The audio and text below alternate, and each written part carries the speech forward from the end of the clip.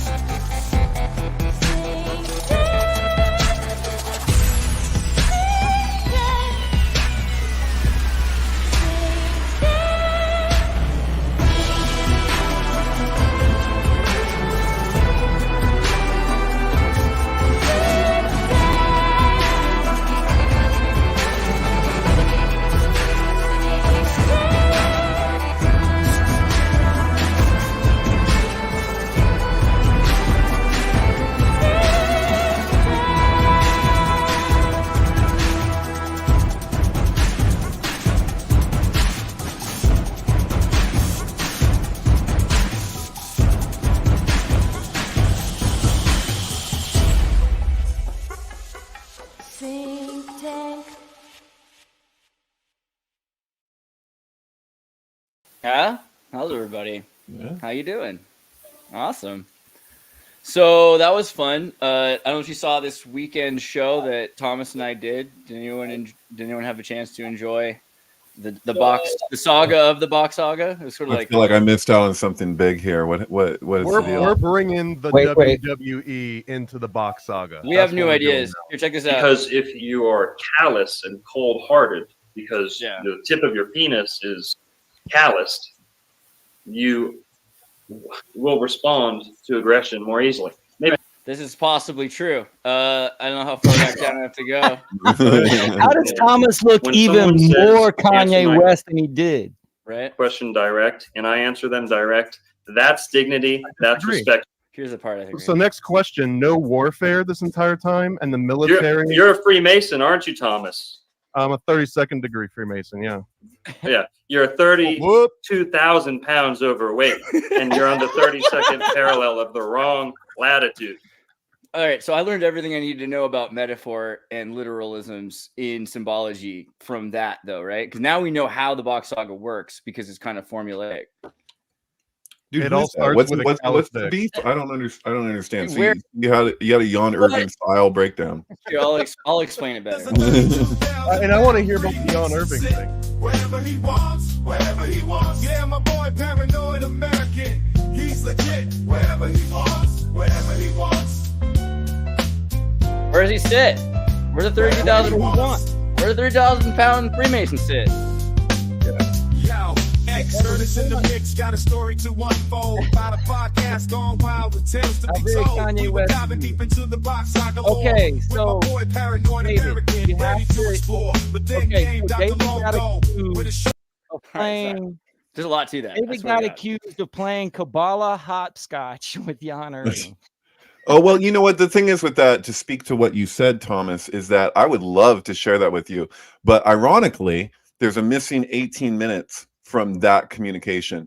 And we always gave our guests the permission that if they wanted to edit the show themselves, that they could, because they were recorded ahead of time. And Jan, in all the shows that we did, whatever that was, 200, 300, whatever, he was the only person to ever take us up on that, and he removed 18 minutes, which is interesting because that's the same length that was taken from the Watergate tapes, and it's also the amount of missing minutes in the movie Contact. So like when they're like, oh, you know, when she goes through the thing, they're like, we can't account for this fucking 18 And it's like the minutes, holy number, right? Like Yeah. the lucky number. Right. But anyway, yeah, no. But So what was in 18 minutes? You were there for it, right?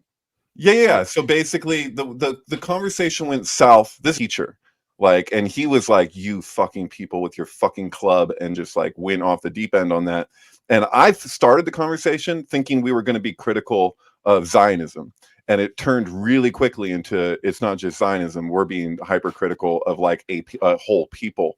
And I was just like, dude, this is not. Hell yeah, let's go, bro. I've been waiting for us to go off the handle. That's a on great that. Let's do it. note to self, new title for the next show. It's not just Zionism. That's a good title. Well, Not you know, my up Zionism. until that point in my naivety, I thought usually when I was talking to people and they're like, oh yeah, we're making that distinction. Like I thought that that was really just, that's what we were doing.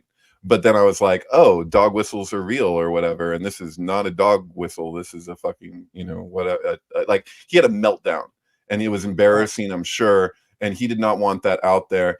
And I think actually Bill might have the recording still in his old laptop because we had the original recording. Release the tape. Yeah, you know what? He doesn't even realize. It's like, you know, when have you ever done this thing where you like do somebody a favor and like they don't even seem to care or respect it, and you're like, why did I do that favor for you anyway? That's like me to the world, literally. That's a mitzvah.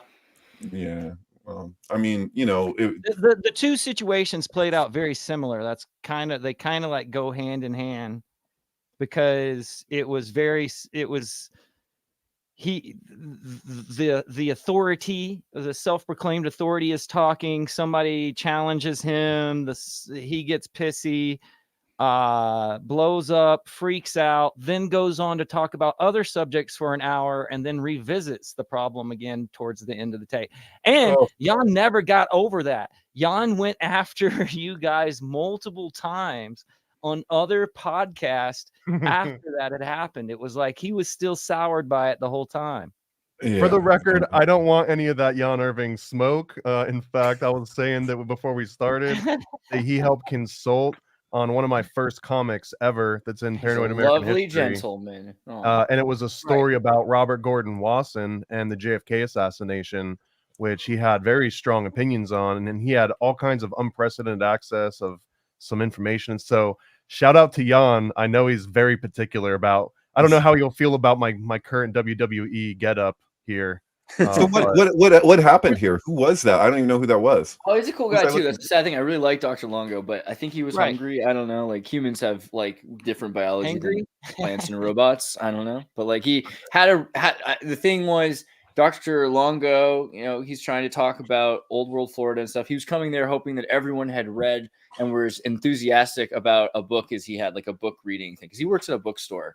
And then there were a lot of critical questions and people didn't have they hadn't read as much as him. Like he's like, well, I'm supposed to explain to you the book. And then it was like, but you even seem like suspicious and critical of this book, which is like, now I have to defend this book. And so he was like, okay, and who do I blame for this?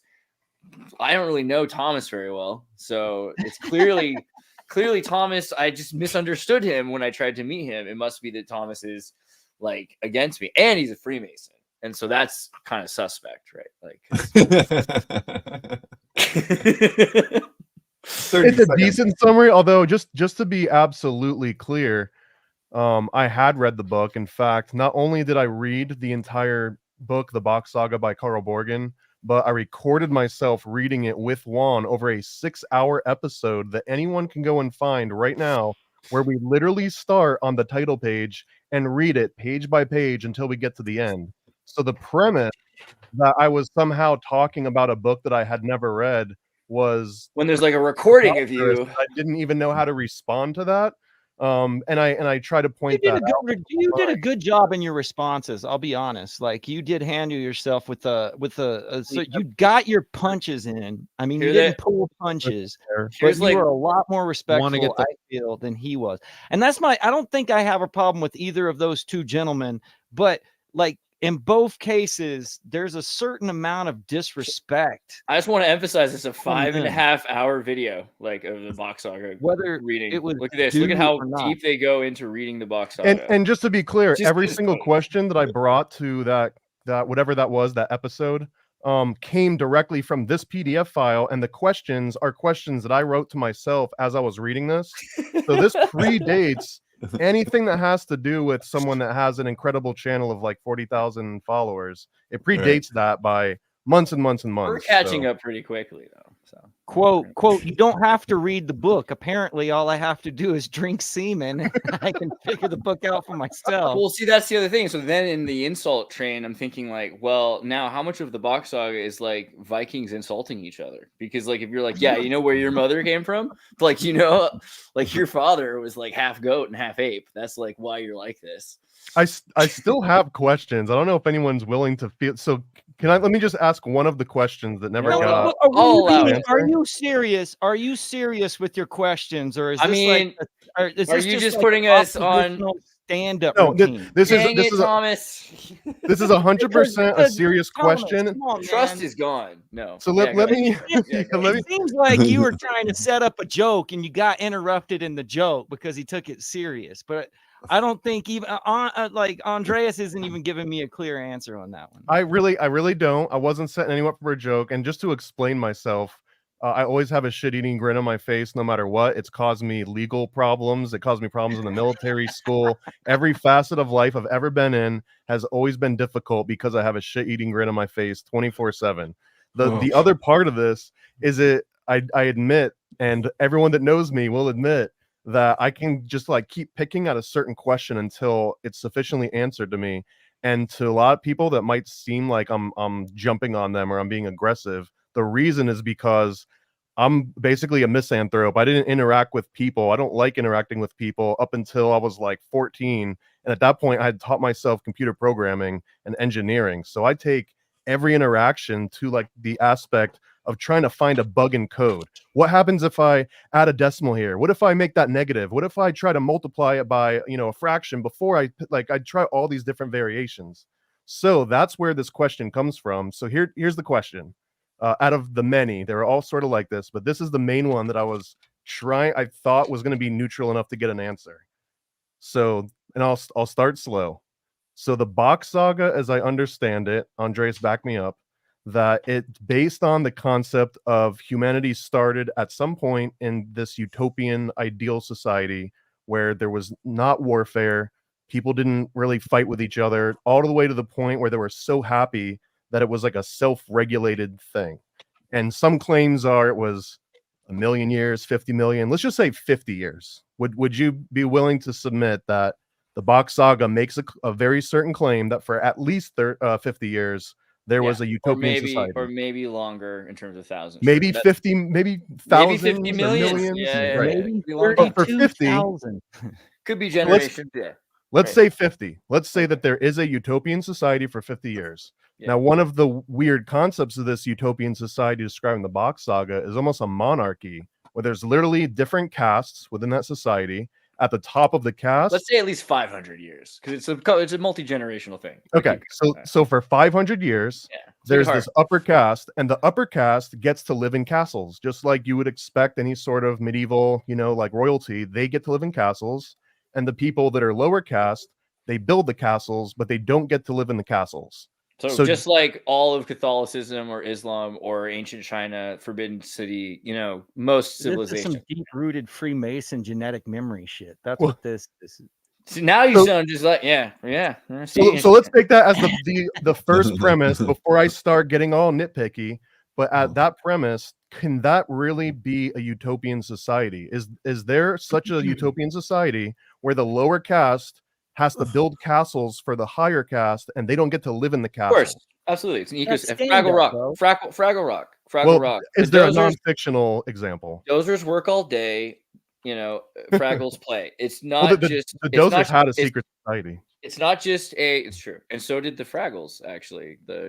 So yeah, there's secrets. Both had secrets, bro. the Grand Poobah is the Fraggle Society. But the point is that they both have an ecosystem that they exist in which is even somebody else thinks they're in charge of the ecosystem. You could say that this is just a pretend thing, but it's really a metaphor for all ecosystems. It's pretty practical. When you look at whales, you know, like they don't eat like sharks. You think that they might because they're so giant, but they have bristle teeth. You know, there's everything is completely antithetical to the way you think things should have to work, because you know there's an ecosystem. One thing does the other thing, and these like vicious tiny parasites are eating things on the backs of them or whatever. So I think it's completely reasonable to say not everybody wants to live in a castle. Some people want to build castles all the time.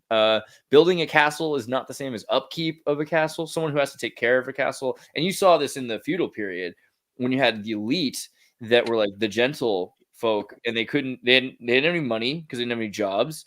They could barely take care of their castles, and things start falling down. But would we really honestly consider any of these examples utopian societies? Hey, you know what? Wait. Those are collapses. Okay. I just David wanted that. He's got something to say though. I mean, seriously. I'd say that our society was doing so much better when we could get that good Gelfling essence to just, you know, like give us that youthful quality. Everything was so great during that time. People need to understand that, like, you know, that to have that ability to just take the essence from Gelflings creates the most ideal utopian society for us, you know. So it's like in this utopian society between the Gelflings and the Xerxes, or whatever they're called, I can't remember. Skeksis, that's right. That's what they're called. I'm too skexy for something. I'm too skexy for this shirt. So who had the most subscribers?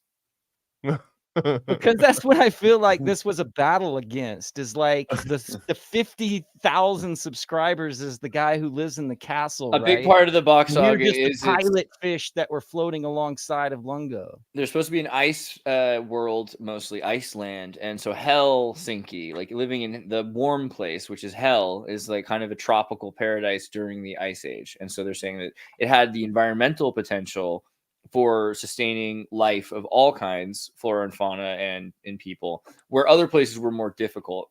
And, you know, we do have examples of this. We look and see volcanoes that had mini ice ages or thermal periods that was very difficult. The idea that Neanderthals had no culture is false. We know that they had skull worshipping cults and other things. It seems like they probably lost a lot of culture because of an environmental disaster, which is also what led them to losing population so rapidly, because they were dealing with, you know, volcanoes and ice ages and things like that.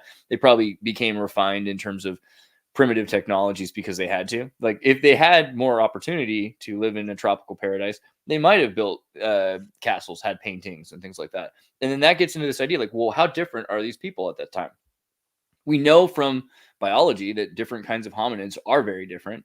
Floriensis, we don't experience with the differences between Neanderthal and Floriensis and Homo sapien cognitively, but we can see that there were differences. So, I mean, I tend to think that they probably were more than less. Like, I tend to think most things were more, like, are more than less. But that, again, that means, like, why would they necessarily want to? Maybe they're not the kind of people that want to live in a castle. I don't know. It's completely reasonable. It doesn't describe a utopian society. No, well, we talked about nomads and Scythians, right? I mean, Scythians like were. The whole premise is a stand-up routine, bro. Like, it's like Louis C.K. going up and reading like parts of the Bible and being like, "What the fuck is this?" Yeah, but parts of that's because it's a Viking lore, so it's gonna have weird, like, it's almost like if you learn, it's like the pirate Bible or something like that. If you're reading something that was for pirates, it's gonna be weird. I just need to be clear on something. So, Will Morgan, like, you're sitting there, and like a moment ago, you typed in "come guzzling" enters the chat. So, like, you're just hanging out over there, like paying attention to the chat, and just like totally just like getting it from both sides. That's pretty good. I'm sorry, I was like, is that the He's same Will Morgan? Multimedia expert. That's multitasking. Let me just finish my pedantic version of that question, though, just so you can see how annoying I really can be when I drill into something I'm trying to understand. So I was like, okay, utopian society, the peasants are happy building the castles for the upper class. Let's say a hypothetical that, oh man, I'm not going to get myself in trouble if I don't. There we go. So you've got two peasants that are carrying a huge stone they're on their way to build this castle. And the peasant in front trips, he's not paying attention, he sees a bird, something happens, he drops his side of the rock and it drops on the guy behind him and it crushes the guy's leg. And now this guy is suffering. He might not be able to contribute to society as much anymore. And the question is ultimately, is that guy in this utopian society at any point have ill will towards that dude that dropped the thing on him? Like does it ever come to blows? Does it ever come to like, I'm sour at that guy, I'm angry at him, I have hate in my heart because that guy destroyed my leg? And if so, does that invalidate the concept of a utopian society where there is no conflict? Because to push on this as hard as I can, in Carl Borgen's book, The Bock Saga, he doesn't mince words. He explicitly states that there was no war at all during these paradise times. No war. There was no fighting. The weapons that the military used were all for procreation, not for defense and aggression, meaning that there was no fist fights. There was no bar fights. There was not even like a little scuffle to solve like a difference between two kids growing up and just going through just normal growing pains. Because I guess just the utopia is that powerful that for 500 years, as we agreed to kind of like scope this, 500 years, there's not a single punch thrown at anybody. Does that sound? To me, it sounds unreasonable, but maybe that's because I live in the modern world. You know who made the exact same argument was Manly P. Hall about the Mayans.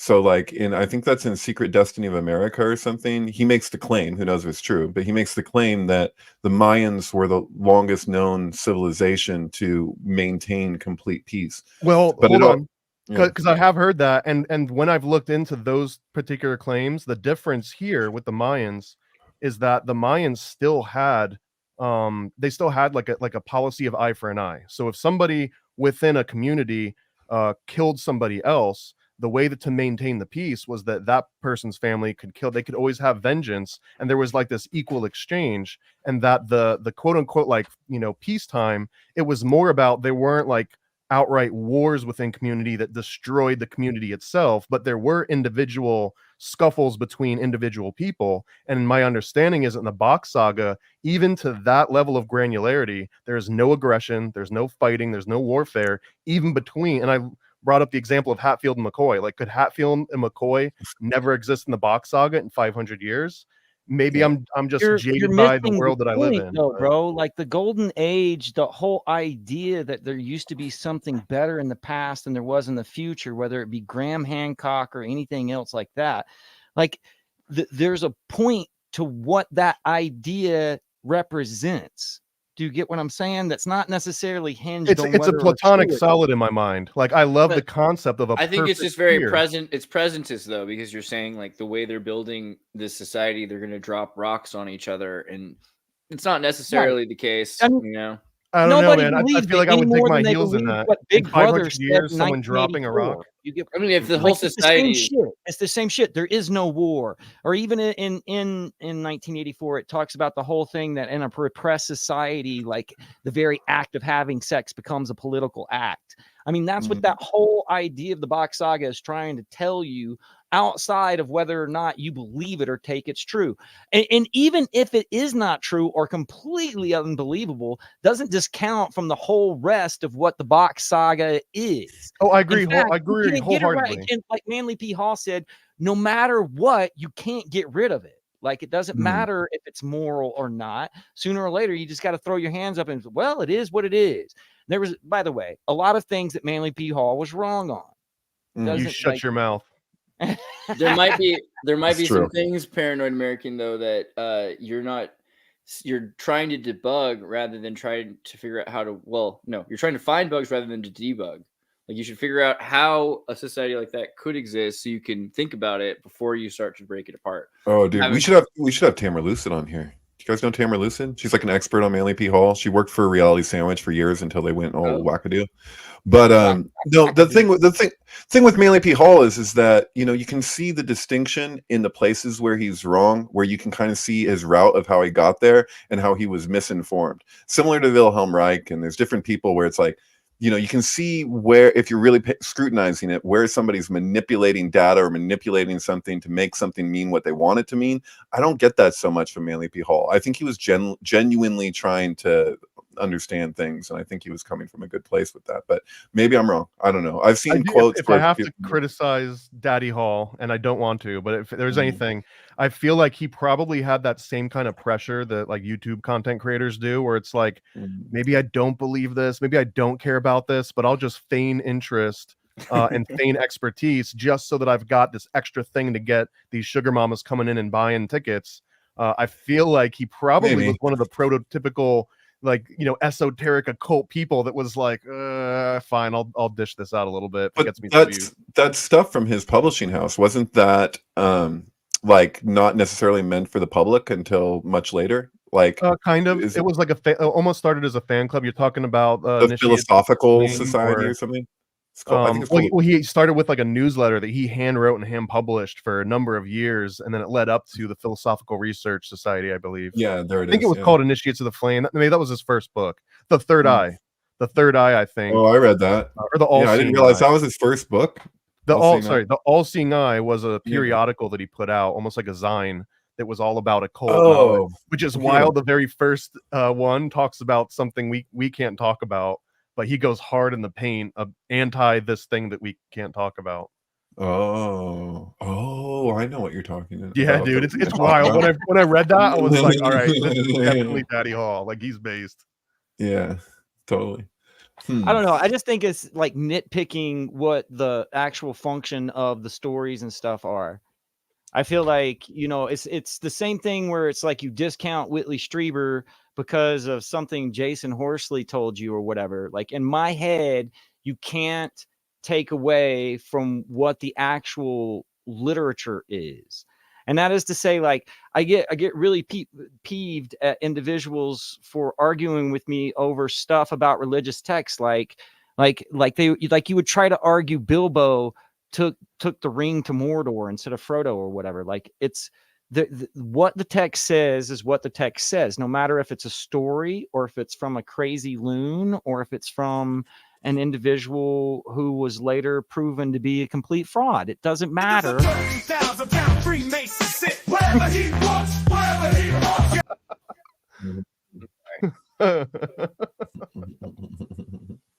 a vibe.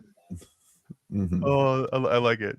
I know, and I want to just, to respond to that. I agree wholeheartedly. I think that what the Bock Saga represents, despite what many of my critics might seem, that I don't have any kind of moralistic view on it. I don't think it's gross and icky and like we should shame it. I think it's funny and hilarious, and I like to make jokes and laugh about it. But I really do not mean to belittle, demean, or like infantize it. Like, if anything, I do think that it represents like a really interesting ideal. But my really annoying questions about, like, if I drop a rock on the guy behind me, is it still utopia? The same thing happens in Christianity. Like, my go-to is like, okay, do you believe in talking snakes?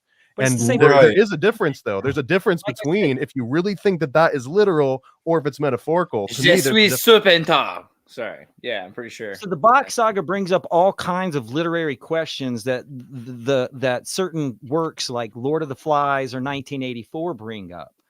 But that doesn't, like, you have to take it as a thought experiment within those premises, not necessarily like discount it as all falsehood because it doesn't make any sense. I agree. Isn't the big takeaway that the root race was white? Well, technically, you get there to that point where it's like I'm talking to a friend of ours, and this is the thing, is that they're like, yeah, there was this like basically master race, and they were living in the ice, right? They were like ice people, and the description of their skin suggests that they're in. I'm like, why? I don't care. Am I supposed to care? Like, I'm sorry, but like, I don't. You don't think that the ice people giants are interesting? No, what? I don't know. That's the emphasis on them being white, I guess. I'm like, I don't really know care if they're them. white, and I'm not even convinced they are. I think that's like the funny thing about like the Germans when they were looking into Aryans, like, whoops, they're the root race thing, and why, and like the you know, the interest in the root race thing, and like I don't know, like I feel like there's an adaptive thing. Like the more, like, you know, more of a mutt I you think are, maybe the more yeah. adaptable you are. Like there's something really kind of Well, like. I would also agree. Like Mengele moved to Brazil, right? Like clearly, like Brazilian hybrid humanity is like is what the German eugenicist program ended up thinking was the most ideal. So there's something to that too. I just don't think that the root race thing has anything to do with the color necessarily. There might be some interesting nuances about that to an extent, because you know Neanderthals, a lot of people say a lot of Europeans come from Neanderthal, but the thing is Denisovin is there too, and there's not as much evidence as we'd like to push that everything is an out of Africa theory. I'm sorry, like we're seeing more and more evidence that there's multiple gene flows from different kinds of hominids, which is amazing because it says we are all related. Because if we were like horses and donkeys and we made sterile mules because we didn't have promoter sequences, that would be like proof that there's something to racism. There's no proof of that. It's the opposite. We're seeing proof that we do have gene flow between all different kinds of humans, but there also might be something beyond just your skin color, because the haplotypes that are associated, the gene sequences that are associated with whether or not you have not albinoism, but like the blonder and the red hair sequences, these are all found now. They're finding them in mastodons, right? So it seems like there might be some link between genetics that are mutated from consumption of other species. And it might be that if you're eating, you know, mastodons, and there were like apparently redhead ginger mastodons, which is kind of like Sesame Street. Not that in might have remakes, at least. Yeah, right. Like, but this is great. Like, there's like giant. Did we look at that picture? Did we just look at that picture yesterday of the giant Tyrannosaurus? So basically, it's a pigeon. Like, if you look at a Tyrannosaurus Rex and you see like how big the body was around it, now we realize that it was actually just a giant pigeon, Tyrannosaurus pigeon. I don't know if I can find the picture of it. I thought, like, I visualized a chicken for years, but if you got a pigeon, that works too, I guess. Oh, I just wish I could find the picture we looked at. But basically, you know, it's like the pigeon body. So like we don't see because of the fossils, but it had a big, giant like chest area. Probably it was probably like a Tyrannosaurus Rex. Probably looked a lot more like this. Well, you can't change the bed sheets, and you can't change the children's storybooks in Jurassic Park. They're already done. It's pretty solid. So it's hard to change a conception of what dinosaurs look like, you know? I mean, we just have to drop them and just go back to dragons, because like dragons accurate seems like the issue. I don't know, but okay, so the presentism seems again like an issue. Like, well, how can this be? Because we're living in this world where there are accidents all the time and people get hurt. But I don't know. It seems also the city you're saying that there are giant super people that are they're kind of, this is the Atlantis mythology kind of idea. They're building this prototypical society that everyone is coming out of, right? Well, we want to establish that there was a fall one way or the other from some great state. We see evidence of things like that. Like, even if you look at the stages at which the pyramids in Egypt were built, and there's like a few attempts that like didn't work out, and then like all of a sudden it's like, boom, now they have it. And there's like, in other words, there's like these leaps of like, is it even psychic? Like, I don't know what's going on, like in terms of the collective and how people were able to work together and stuff. Like, speaking of Manly P. Hall, he had a quote that I heard in some lecture that he was giving, where he was like, if the Egyptian pyramids, if the Great Pyramid didn't like exist, no one would believe it. Like, if it didn't exist now, like if we like, because it would just sound so fantastical. Even if you gave like its height and its specifications, like, and everything that was integrated into it, like, people wouldn't believe it. But he's like, the great thing about things like that is it's freaking there. So no one can deny it. All the cognitive dissonance in the world can't deny that it's there. You also can't deny that like the English foot is like encoded into the whole thing to like a crazy degree. Like, there's a plaque at the Great Pyramid that says so. And like, how is that? Like, why is that? And then one of the great Blavatsky quotes is about number, and how it doesn't matter the system, it's the numbers that are important. And like, if you look at the work of Scott Onstott, that's like the basis of almost everything he's doing. He's like, what if we just ignore like the particular metrics, even though we're looking at them, but we ignore and just compare the numbers of different things. You find like there's a ratio or something. There's some measurement from the Great Pyramid that's like the exact same numbers as the speed of light, like exact. And it's like it's such a long number. And you're like, how is that the same? Like that's crazy. But yeah, Scott's been doing some interesting. I mean, this is a few years ago now, but he did this cool thing with his golden ratio caliper and showing how they work, which is really cool. Wow, yeah, I'm referring mainly to his series Secrets in Plain Sight, which I think is what is that, like 4 hours long or something crazy? It's dude, like, he's doing crazy tech stuff now. It's just like out of control. Like he's understanding reality on such like this is the person to design a physics engine to understand reality. But yeah, Secrets in Plain Sight. Sight. I forget how he spells it. Yeah. Pretty much the best documentary on 4 hours on that subject. He goes everywhere in the world, and he'll be looking at the Vatican and San Francisco and Jerusalem and freaking everything, and what all these places are in relationship to each other. You know, like it's bizarre. It's very similar to Alex's work. In so far as like that it proves something, you just don't know what the hell it proves. It does the same thing in Alex's work in the sense that he's just focused on data, just the information, and he doesn't take like an ultimate position on what it all means, which is like what differentiates him from like so many people doing presentations on similar stuff. So he's just like, I don't know, it could be freaking aliens, it could be what do I know, I don't know, you know. But he has a line where you can there's like kind of a line in the sand, but where you know that there's degrees of intention in the structures themselves, like the measurements of everything and the symbolism and all of that. And then you'll be measuring one location to another, one sacred site to another sacred site, for example, and you'll have these really profound like implications in the meaning there that can be extrapolated.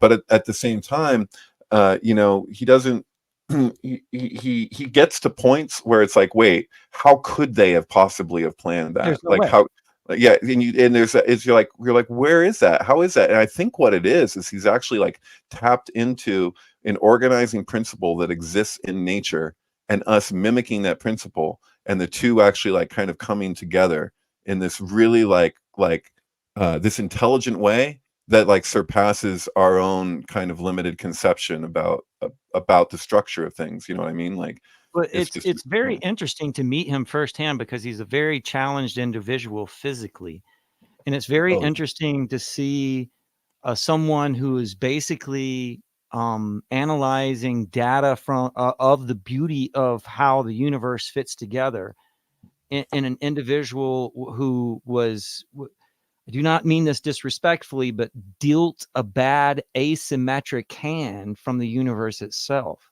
So when I cult Stephen Hawking. When I met him, the first thing I did was I would not go as far to say that. I mean, he's a very happy man, has a very happy family.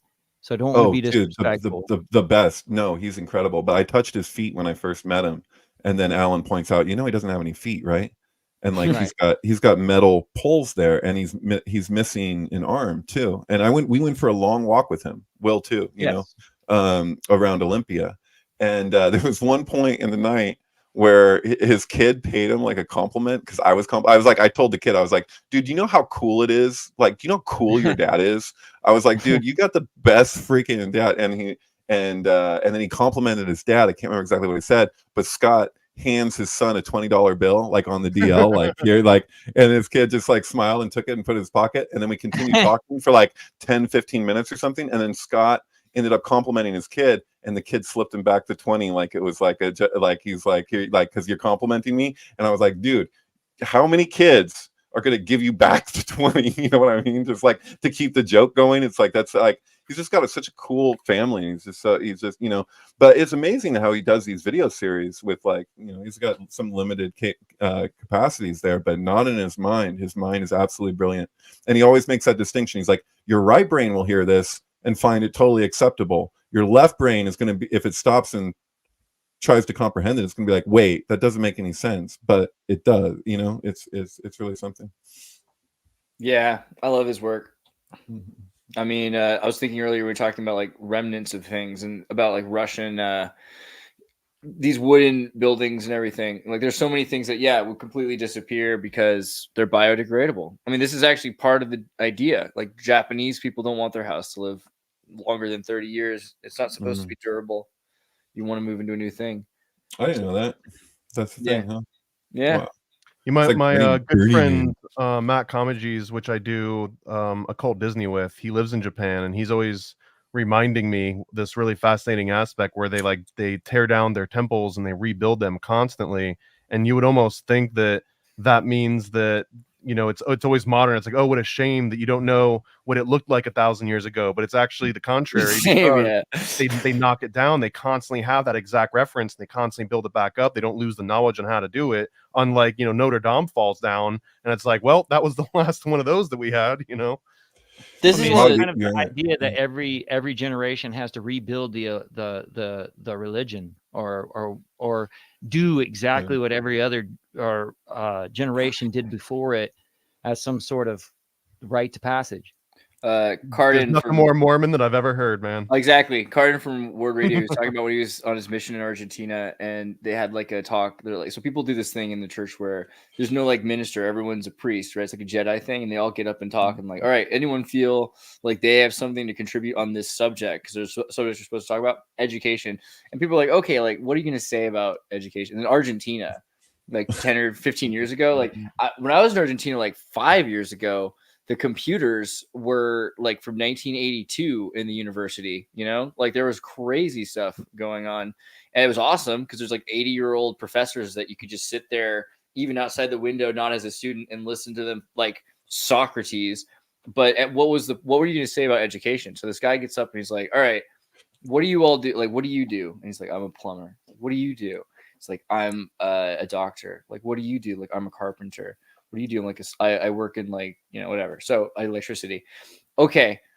So like, we're called to be able to do this stuff for this purpose. Like, what is the point of education? Like, if you as a plumber, if this whole like building, if the ward, like all the toilets were destroyed, could you fix them and keep them working? It's like, well, that'd be like a tall order. Like, well, then you got to know more to know how to do that. Like you as a doctor, like, could you like immediately like save people, or could you do like a medical program for the church in the Congo if the church called you to do that? Or would you have the potential to change the world from that stand? Like, well, that'd be a tall order. Well, you have to know how to do that, right? So building a system of what we're doing and trying to keep things working forever, that's really kind of the point. If we don't have that kind of education, we see the education that freaks me out is, and I love math, right? But like if you learn math and they're teaching you how to do like a trigonomic function that you end up not using again. The problem with that kind of education is that education builds on usage. So if you're using it every day, then you find more uses and other things you need to know based on that principle. So if you're teaching people this random kind of math that they're never going to use, a squared plus b squared equals c squared, if you don't understand like a practical reason that you're ever going to do that every day. Was that a shot at me because that was the 47th proposition of Euclid?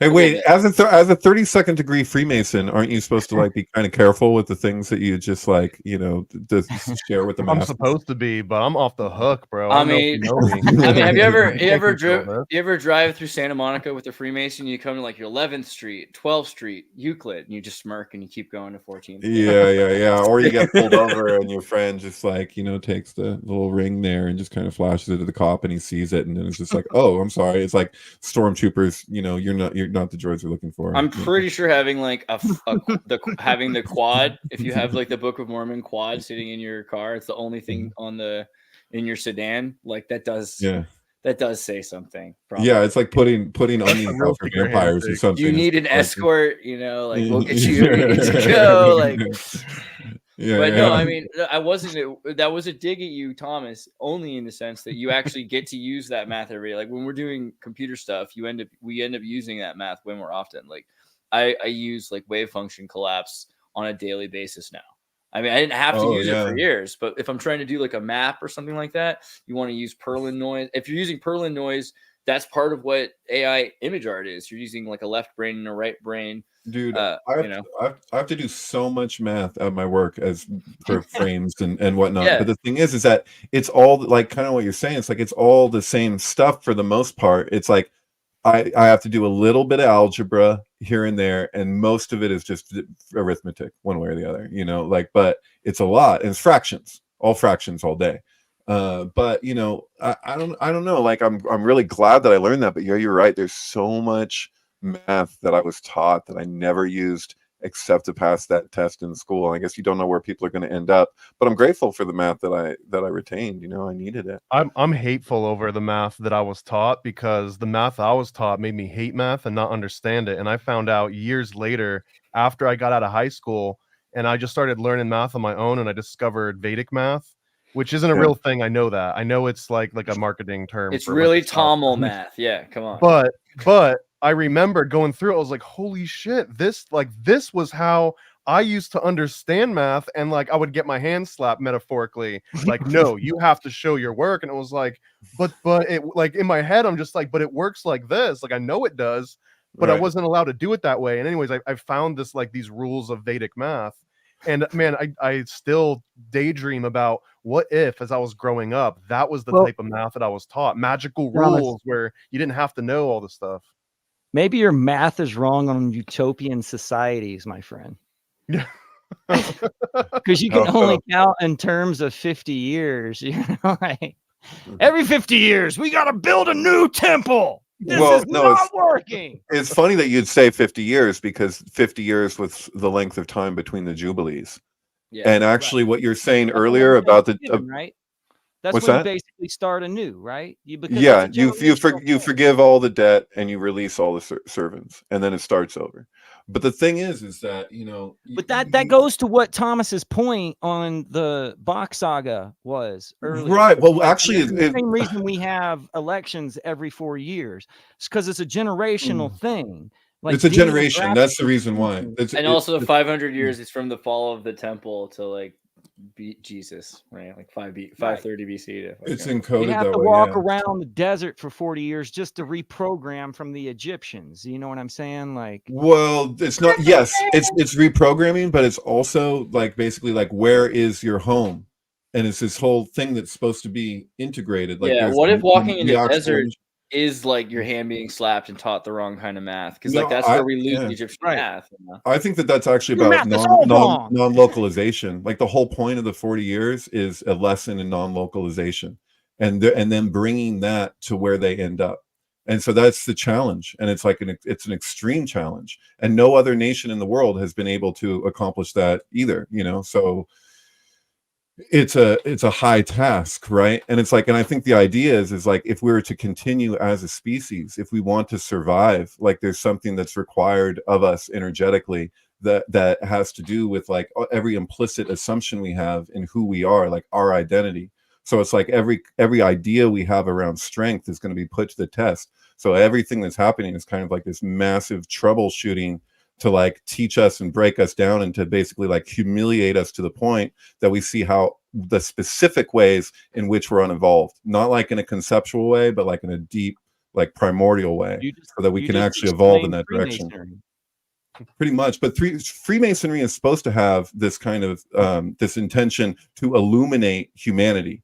That humanity needs that, and a lot of the it's basically like a ritual to degrade and put an indivial through. Yeah, you saw what they made Thomas do. It was gross. But Freemasonry was infiltrated. Not to say that it was perfect to begin with, but what integrity it had and still has is constantly being infiltrated and subverted. And like any good intentioned organization, you know, it has to deal with that. And when we talk about like a potential utopia, like either in the past or the future, like every embedded assumption we have about reality would have to be different than what it is for that to ever happen. Crypto says, Crypto says, Thomas, tell us all the secrets. Crypto, aren't you a Freemason? Also, no, he was 40% of my demographic is apparently. He said he got kicked out during literally Will Morgan. I've got your secrets right here. He got kicked out when? What did you say, Tom? I don't want to spill too much, but that's what I think. Bernie told me that he got kicked out during his like fellow craft degree or something. I might have that wrong, but He's probably making the lodge smell like weed. It's like That, I mean, quite literally, maybe. And I've got a really strained and horrible analogy, but it kind of goes with what Andreas and what you were saying, David, about like it constantly is losing quality. The way I see modern day Freemasonry, and I've got a million analogies. This isn't the best one, but it's almost like a public library that in 1950 or 1960 was truly like a pinnacle of knowledge. Like people would go from all over the state to visit this one particular, city public library.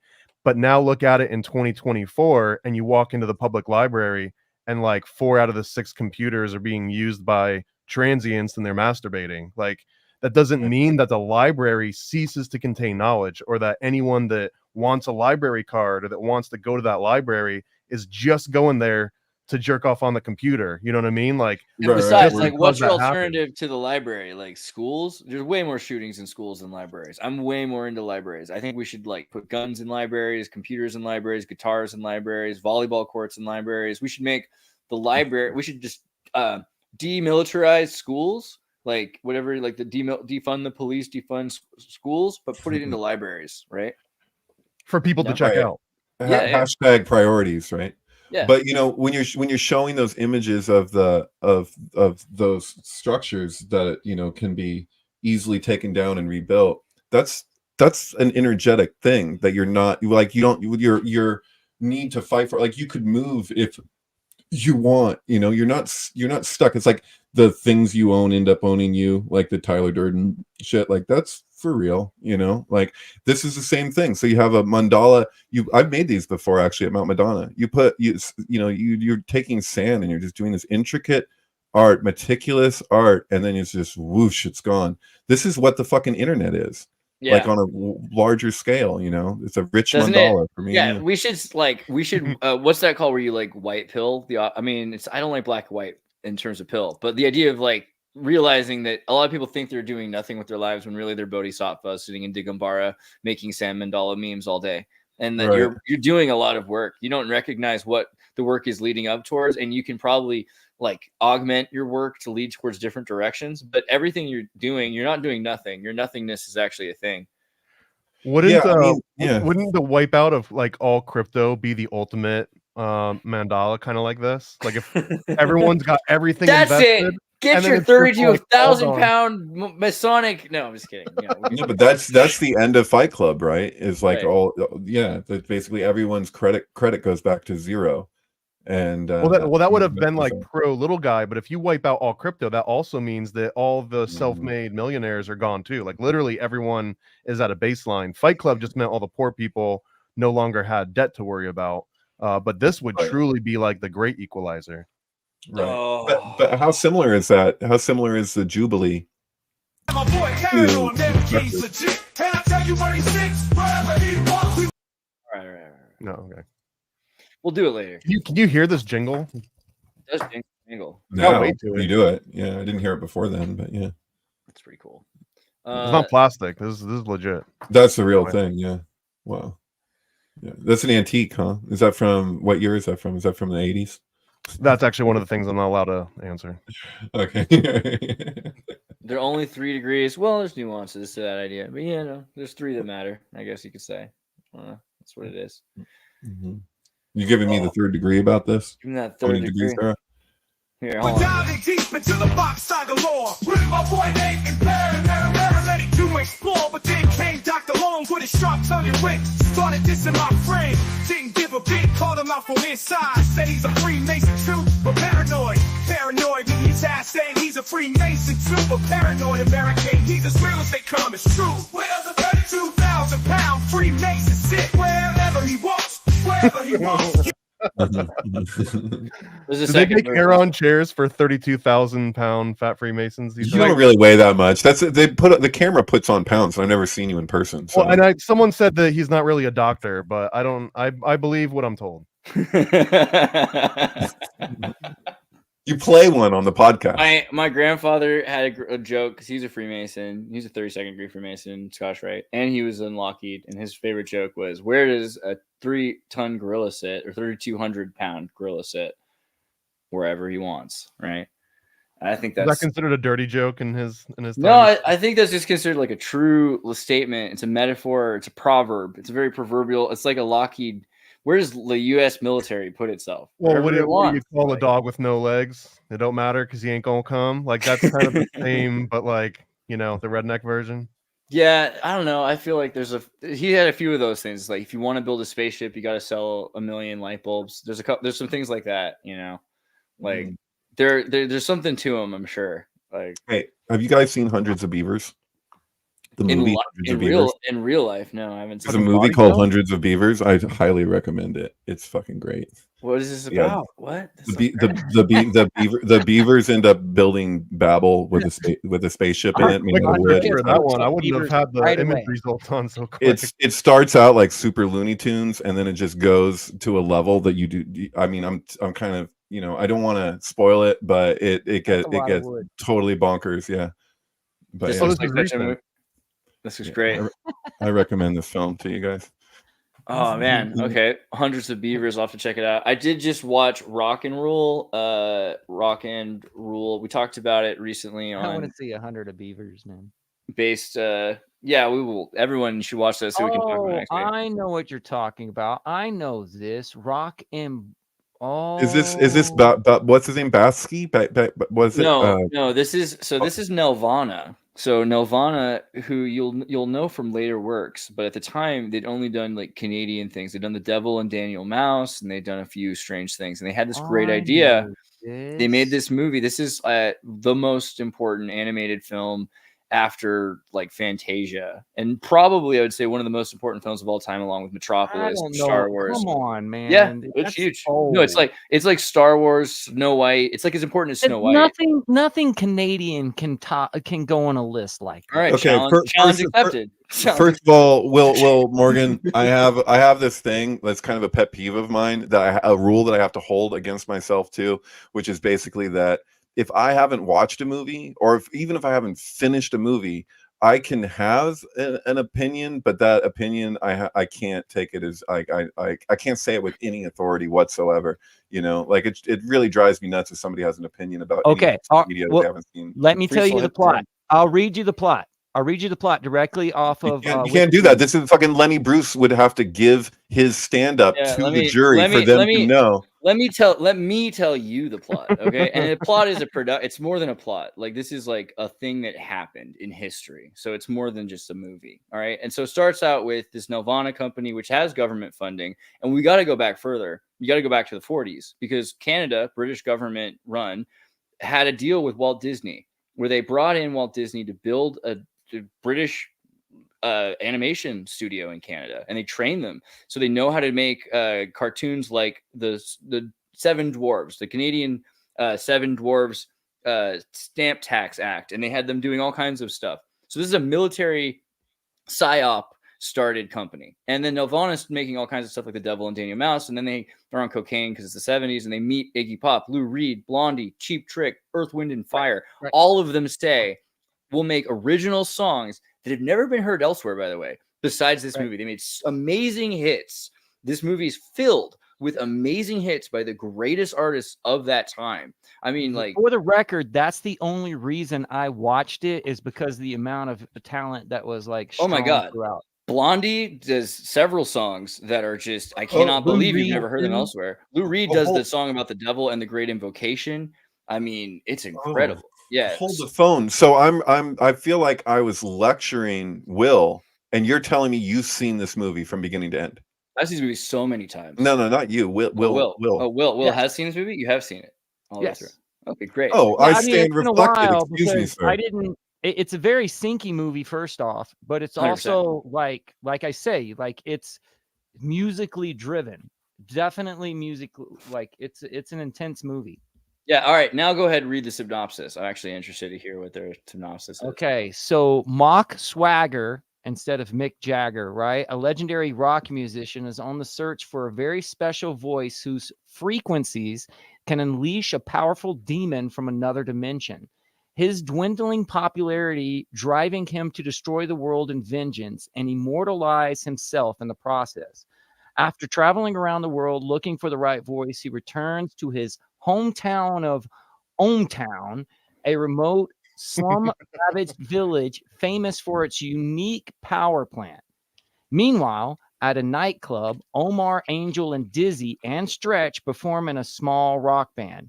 As Angel performs her romantic ballad to a mostly empty audience, Mock hears her sing.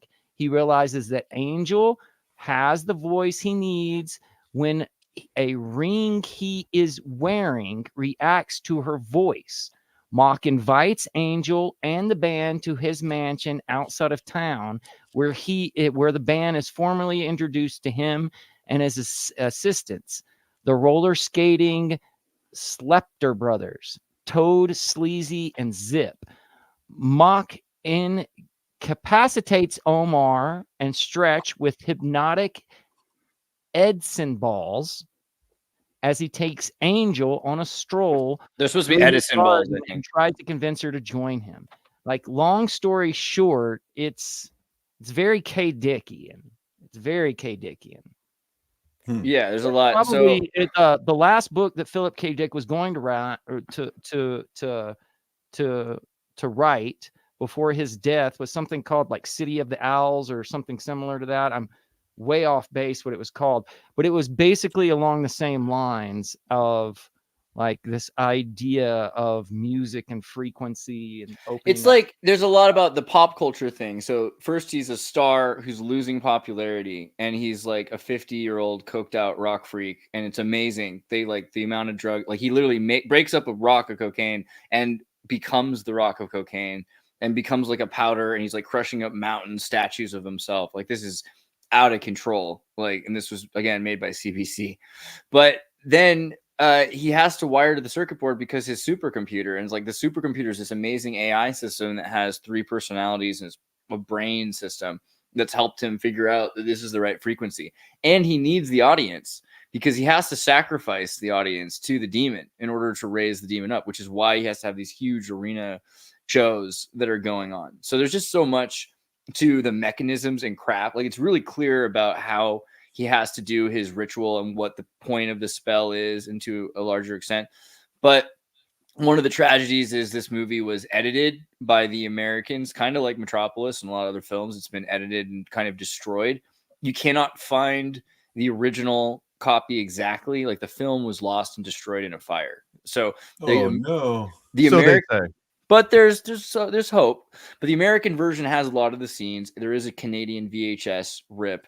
The difference is the Canadian version has a different voice for the main character, which is a better voice. And the American voice is, I mean, the Canadian voice is the better voice, and the American voice is a stranger voice. And it throws off the story. The audio editing is weird. Like clearly he wasn't part of the original thing, and the Americans just didn't like the star, or they wanted to make him more of the star than the villain, or I don't know. Plus, like there's a real big furry vibe in the whole thing. Well, because again, they used to make a lot Disney of sex, and they're not really humans. It's uncomfortable. They are Disney mutants. It's because they made Disney stuff. They're Again, furries, Disney. bro. This is from this is what happens when Disney builds a British psyop animation studio in Canada. They make goofy characters, but it's also supposed to be that these are like evolved mutant rodents and Disney-like characters. This is like the realist. They're trying to understand probably for decades, like, why are we doing this? Why are we getting paid to make Disney characters? How does this happen? And they're thinking, well, probably, some sort of a nuclear disaster destroyed humanity, and the evolution of mutated rodents led to the Disney characters. Yeah. I mean, I'm pretty sure that's how this movie, this is like, these are the kinds of thoughts that they're having in Studio 54, which is again, like a major thing. Where like, this basically is. I mean, this is basically. They call it Club 666. Yeah. I mean, it's basically animated version of Club 6. It is. Crazy. It is like, so like Ralph Bakshi, because it's interesting when you said that. Like Ralph Bakshi said things and showed things that would get you killed if you were. He's the best documentarian. Because rather than film anything, he animated it so he didn't get in trouble. Essentially, he showed real life in so many ways. I heard that there was a recent acknowledgement or apology from him to the guy that did Cheech Wizard. So, like, because he took the character for, God, what was that? Wizards. the movie Wizards. Yep. So like the Cheech character, the guy with the weird hat or whatever, you know what I'm talking about? Yeah, this guy. So this was another artist, and he took issue with his character being used in Wizards without any, you know, he didn't ask, there was no permission. But recently, I guess, Bakshi acknowledged and apologized for him blatantly just taking that, you know. But it's funny because at the time, when you look at like the music industry and stuff, it's like people were taken from each other all over the place and was just considered a compliment. And so to be like fair, his wizard looks different. Like, where's his wizard? This is what his wizard barely. I mean, that's no, wasn't there? Is that all? Just I thought his main protagonist, and then he's got other characters. Like he's got things that are kind of similar, but like not just the hat on a little character. Not exactly the same. Yeah. Similar vibe though. He's a little curmudgeon-y guy. Very similar vibe. Very similar animation anyway, you know. But to be fair, like it's New York. I mean, what are you like? They're in the same art scene. I don't know. Whatever. Yeah. It's just This is definitely highly reminiscent. I'll give you that. Like this is clearly right. I mean, well, that's the thing is you were overtly inspired by somebody and just kind of ran with it. And I think that should be taken as a compliment. It's one thing if you do that and then you're just like have attitude about it and there's no acknowledgement. Like, you know, Mr. Bojangles is a really good song from the Nitty Gritty Dirt Band, but you know who made that amazing? I can't remember. But yeah. I just want to say Zip Stays Dead. Someone did make a fan edit of Rock and Rule using as much of the footage they had from, you know, the nice quality American copy and putting whatever scenes they needed to from the VHS Canadian rip. And Dude, then they're furries, bro. They're totally furries, bro. So you should watch this movie. It's free on archive.org. All right. Just wanted to say Rock and Rule. Super important. Groovy. Great pick, man. Great pick. What about you guys? What have you been thinking about this week? Personal stuff. I need to get a vehicle. My vehicle's not running. I've been taking the bus they stopped running the 71, Andreas, so it's just I have to get a transfer and hang out at Computer College. Come up to my house. Yeah. I'm going on Thursday. I'm gonna be leaving town for a while, so we'll talk. Yeah, but no, that's been a challenge. Whatever. Well, so I've got something that I've been working on. I've got an all adult comic book series, and I've been starting to find out how many people that I know closely are maybe like more prudish than I thought, or maybe I'm just finding out how degenerate I truly am in comparison to everyone I know. Wait. Is this like just straight up, bro? That you're slinging porn, homie. Yeah. When you say adult content, are you doing the South Park thing where all we're seeing is Randy's balls, and that's just like what makes it an adult? No. There's taste. So I'll give you two of the examples. I mean, I'll give you all of them, but the two of them. One is a storyline about the Statue of Liberty, post-apocalyptic. Is it safe to show this trailer right here? Can I show this trailer? Wow. This one, I'm pleased. I would stop it. Okay. That's a good sign. That's a good sign. All right. There is a censored version on YouTube that I had to keep re-uploading until they approved it, and it's not that one. So one of the stories is post-apocalyptic. All humanity is wiped out because we've killed ourselves with technology and bombs or whatever, you know, fill in the blank. But the human spirit and the whole like premise of wanting to procreate and like that spiritual like Rosicrucian desire body, it still exists on the earth, and it inhabits the Statue of Liberty, and the Statue of Liberty animates and goes around the country trying to procreate with all the other national monuments. She goes to DC, she tries to copulate with, you know, the Lincoln Monument, she goes and finds Madison, she goes to Denver, she goes to Detroit, she goes to all of these major cities that have these iconic, she goes to Mount Rushmore, tries her luck there. That's one of them. So no, it's not all. And then, but there is another one that kind of has the joke that there's a little clip from it. But there's one where it actually shows this rumor that Aleister Crowley basically had a great time with Pauline Pierce, which is Barbara Bush's mom, which leads to this rumor that Aleister Crowley is like the grandfather of George W. Bush. That's kind of like the long premise. Well, I've got a story that takes that just at face value, as if it's 100% true, and illustrates in detail what Aleister Crowley might have done on that wild night in Paris in 1924, all the way to explaining some of his like post-coital clarity, like magical interpretations of like these ultimate rituals. Is this a Futanari story? Does Aleister Like, blow her? He gets pegged, but it's not Futanari specifically. Okay. I was just curious because of canon. He does because one of his rituals truly was that you were supposed to bring him like up to the point of ecstasy, we'll say, and then stop and keep doing that until he got so incredibly like worn out from it that he would just fall asleep. But then you would like wake him up, and it shows this in detail over 12 pages. So maybe there's a little Randy Marsh, dick in there, but it's tasteful. It's a tasteful version of Aleister Crowley's dick. I want to share something that's bringing up for me. I had a friend who I lived with, this guy James Tipton, years ago, and I don't see why there would be a problem sharing this, because at this point I don't think this is happening. But he had this idea, not just an idea. He wrote out a season for a show, every episode of this show, and we had disputes over the name. I felt like it should be called Under the Boardwalk, and I had this whole argument for that. But anyway, wrote this thing where the premise of it was that this years ago.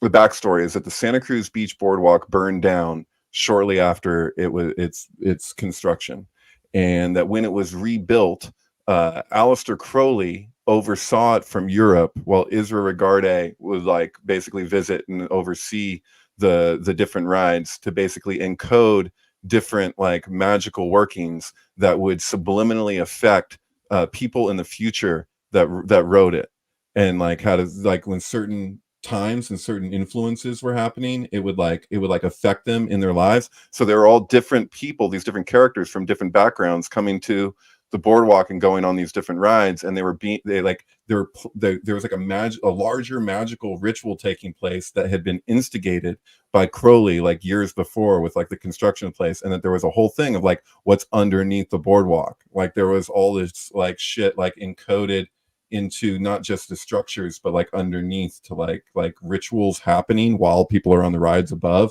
Like it was so bizarre and it had so much potential. But I was like, dude, you got to call it Under the Boardwalk. Come on, because it's like, like what was the counter name? You got to remember also at the end of Titanic, there's that picture. I blocked it. Right. The end of Titanic is the picture of Rose at the boardwalk. So it's like the Santa Cruz Beach Boardwalk is her making it. Like she got to be in Santa Cruz. So do they really show this in the movie Titanic? Is that what you're when saying? she dies? When she dies, they're on it's the like, table. It's her. It goes by a bunch of pictures. It's like on the table. You're gonna ride on a horse, Rose. Where do you think she's gonna ride on that horse, David? On the Santa Cruz Beach, in front of the Santa Cruz Beach Boardwalk. Of course it's a horse.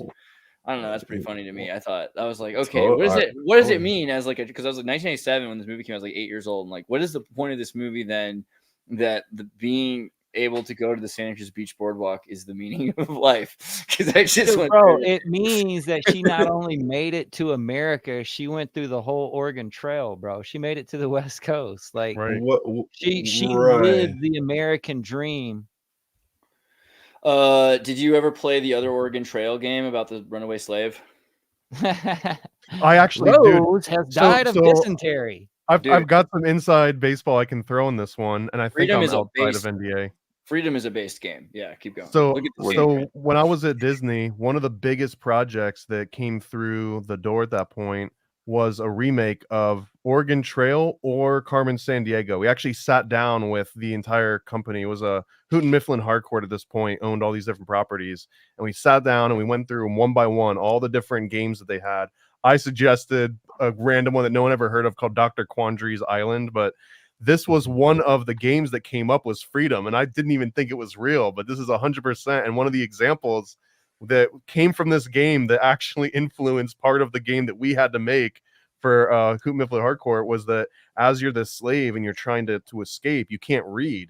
So one of the things that you're told is that moss grows on a certain side of the tree, and that would help you like orient yourself on like which way you had to go. And that was like one of the core game mechanics of this Freedom game, was the fact that like your player ultimately is illiterate and needs to use like these signals from nature to navigate around. I don't know. I think it's wild.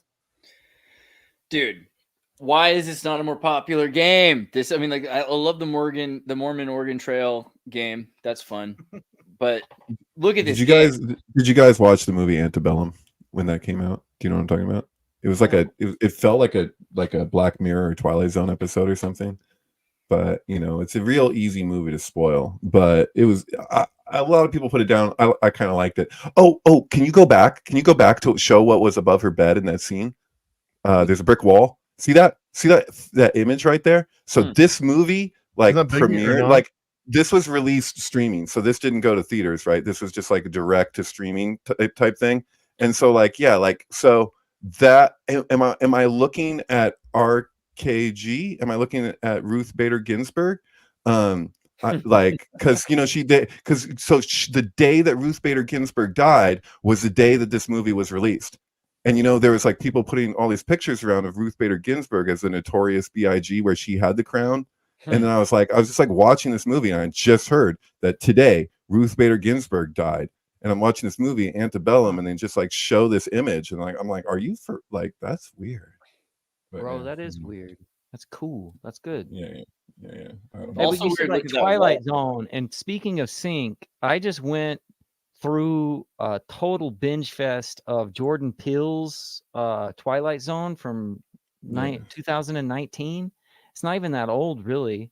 I think 2 seasons. That is the most sync direct shit I have ever seen. Has anybody seen this? I saw Ethan talk about it last week. I feel like I need to be resold on some of them. Faces. Like I sent some stuff to Sybil Hunter because I was like, this is directly engaging sync. Dude, does Sybil ever do like podcasts and stuff? I've been following Sybil for years and years and years, and I honestly don't even know what she looks like. I don't think anybody knows what she looks like, and I think she wants to keep it that way. Does she? I don't know. I've interviewed her at least once. I think maybe twice, but I know at least once.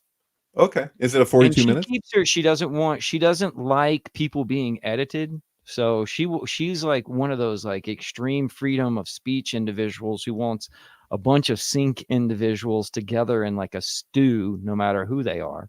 But like, I don't think that she's an explorer, bro. Like, have you guys ever heard of, I think we talked about it before, but the way that individuals are grouped according to their gaming skills? You guys heard of this before? You mean game theory? No, not game theory. It has something to do with like individuals who are gamers. And there's like one of those quaterny things. You know how like they create like the pie charts that are halved in quadrants, and you can make like a diagram on where somebody relates to in a situation. And some individuals have made this graph for gamers where there's like killers, there's explorers, there's socializers, and there's accomplishers. There's also griefers. No, there's only 4. I don't know what your griefer. Yeah. So hold on a second. Like, if you look up explorer, get out of here with that griefer stuff. Killer, gamers. What's a griefer? Is it someone has grief? Is that the idea? Let's see if that works. Are you sharing screen? Explore gaming personality types and player styles. Yes. Is this like a Jesse Schnell art of game design thing? Multi-user Dungeons released his barter taxonomy of player types and introduces the concept of the explorer. That's what I'm talking about. So it's the barter. People in the comments are like Bartle. Bartle. Okay, yeah, they're right. The Bartle types. But I feel like that's how certain sync heads are. You can probably use the Bartle types to make a whole bunch of comparisons on personalities overall, but like certain sync heads are like that. They're either socializers who are they're sync heads who are basically just trying to socialize with other sync heads. There's achievers who are trying to be the first one to make a post or trying to steal other people's, I guess the killers are the ones who are basically trying to steal other people's jokes. And then there are the explorers who are basically just like exploring sinks for the mere fact of pushing the boundaries of their world and how they relate to it. Does that make sense? And Yeah, you is can there see fourth? the dichotomy is based off of this axis that has to do with like how people's relate. Either they actively try to participate, or they and the other axis, it has to do with the world and players. So whether they engage or whether they disengage. So socializers would kind of like disengage with the world and engage with other players. Does that make sense? And So what griefers, they get a big reputation. Yeah, that's real. So what is Sybil? You know, the thing with Sybil is, Sybil is an explorer to the extent that she doesn't really care if anybody listens to her shit or not. She just wants to see what other people have. She's, as it stands on the kitchen sink on the Facebook Synchromysticism group started by Alan. You know, she's one of the only people posting there, and every time she posts there, I'm always interested. She's Sybil Hunter is like, a true sinkhead. She's a detective too, so she's Right. always like just, you know, she's not doing it to achieve anything. She's not no, doing it to it's socialize. art for art's sake. It's sync for sync's sake. Yeah, it's sync for sync's sake. It's sync because it's a flow state for her. Right. Like even She's one of my favorite types of synchromystics, because she doesn't have to tell you even like what it ultimately means. She's just exploring the data and then trying to interpret it and sharing her interpretations, you know. Well, I mean, Alex is very much like that, and Scott Onstad is very much like that. Yeah, you know, Jason Barrera is a great contributor, but he hasn't been contributing lately. So this is the one that I was mentioning before. Griefers wasn't just like a random throw out there. Like, so this is sort of an evolution of the Bartle player types, and I don't think it's attributed to Jesse Schnell, but Jesse Schnell wrote this book called The Art of Game Design, and in that one they kind of break down all these different ones. So this is an example of like the 7 types, which is again built on top of the Bartle. But right. I don't remember all this stuff by heart. This is like a decade ago. Interesting. But the premise here is that the griefer class is a type that like they get their enjoyment by being among those 4 people, but they just want to be there to stir shit between those 4 quadrants. So they don't necessarily fit in any of those quadrants. They're not necessarily exploring or killing or any of those. They're just trying to call in the game. So you're explaining what type you are, at least to Jungo. Well, I don't know if that's necessarily true. I'm just kidding. I'm giving. I feel like if I were to come across a group of people griefing and they were having fun, I might, you know, like have fun with them. But I couldn't imagine just playing a game for that one sole purpose. YouTube is that, isn't it? For a lot of people are just trying to grief, I think, right? I see that. But yeah, so like it starts with the achiever, it goes to the first 4, and then it starts breaking down more. And there's a picture of Forrest Gump. So Longo, not Mongo. Mongo. Do you play video games when you're sitting Shava? Was it? Do you when you're mourning, you play video games? When you're in mourning? When you're in mourning, you play video games? Is that what you were saying? I was trying to understand I was trying to follow that. No, Thomas, anybody, but it sounded like that's what you were saying. I wasn't completely following. No, grief is not. So griefing is like he's saying to want to be famous, basically. Okay. Why is it called griefing? Explain this. Let me explain it. It's called griefing because you get enjoyment out of causing other players grief. So this is, for example, I might join a team game. Okay, and like intentionally lose.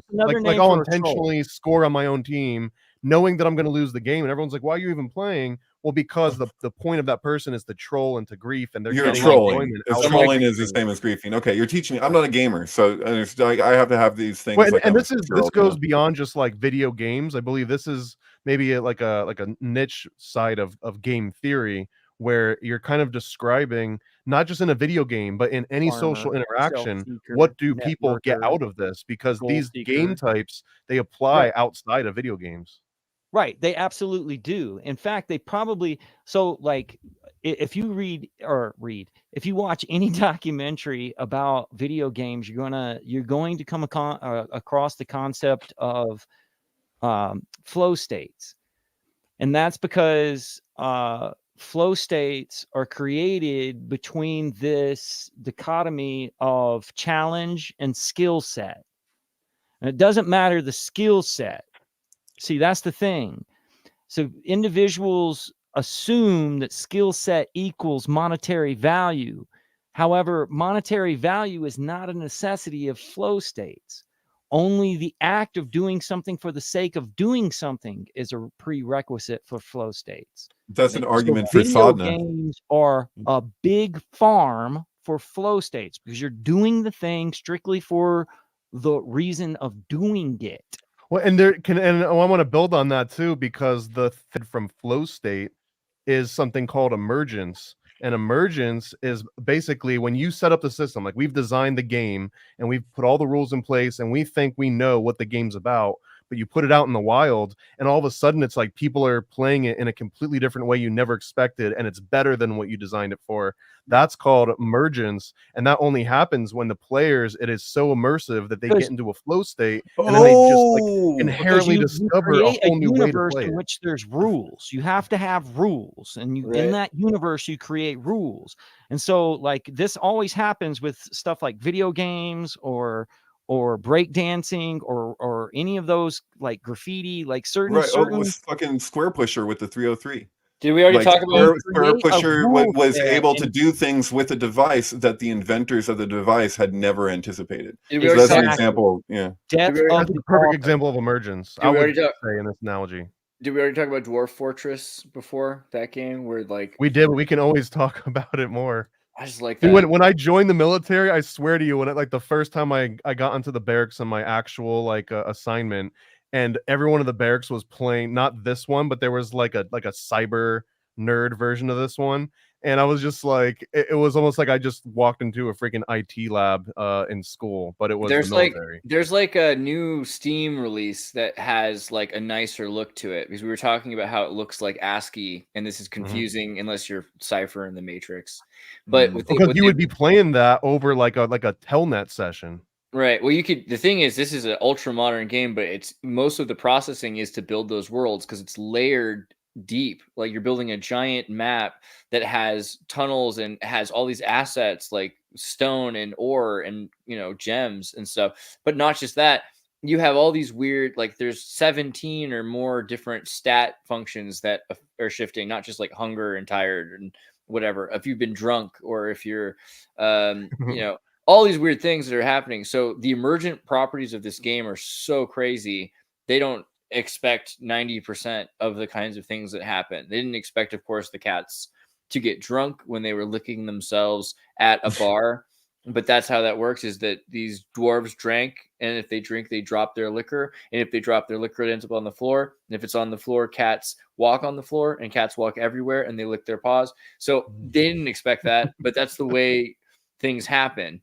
And I think that's going to be, more and more we're going to see that emergent gaming is going to be a bigger thing, because if you give people the potential to build something, and also people aren't that creative. You have a lot more engineers in gaming than you have artists right now. Well, so, not to get all woo-woo and like simulation. Is almost anti-emergence. Like as soon as something spawns off from something else that's not necessarily intended by that thing. So it's sort of like wondering if Hitler's painting started a whole nother like emergent culture other than Nazism. Do you get what I'm saying? Like, do you discount that culture of him painting because of his other beliefs, or are they completely not related? This is a book called The Death of the Author that deals with the same ideas.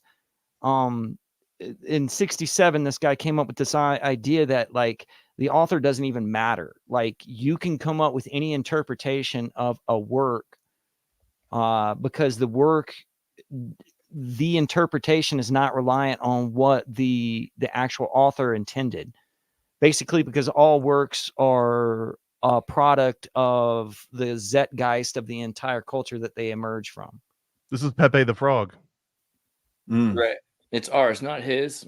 I agree. Right. I don't even recognize myself anymore. This is actually, I guess, and this is not a legal advice, but this is how I feel about everything pop culture related. This is why I feel that we kind of own the images of the celebrities that have been forced on our faces for 20, 30, 40 years. So if I've had to drive by a celebrity's face on a billboard or see it on TV for over a decade, I almost feel like Death of an Author. Now, like, we all own that celebrity's likeness. We all own this like IP. Every Disney character that's ever come out, like, we collectively own that. It doesn't belong to a corporation. I know that that's not the legal standing right now. That's according to Sync, we can say it means whatever the fuck we want it to mean, or whatever the hell we agree on it meaning.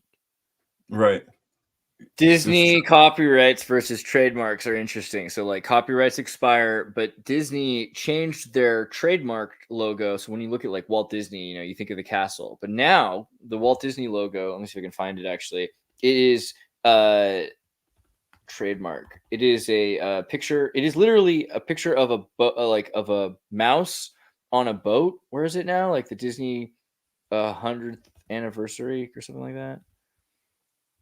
I forget. I mean, they literally, if you see like the new Disney movies, the trademark intro to the film is basically the Steamboat Willie cartoon. So they've changed it from being I can't find it right now. You change it from being a copywritten thing because it's public domain now to now the trademark, which trademarks are timeless, and saying this represents our company. Our company is doing business. It is a perpetual thing. There's no limit on a trademark, and we want it to represent our business because our business is the leader in this field. And I see that as really dangerous because the new game that Mickey Mouse is in is called Mickey Unbrushed, right, or Rebrushed, and they're going to try to emphasize Disney's authority in making art, saying, well, no one else is making. Dude, is that Oswald? Oswald. He's hanging out with Oswald?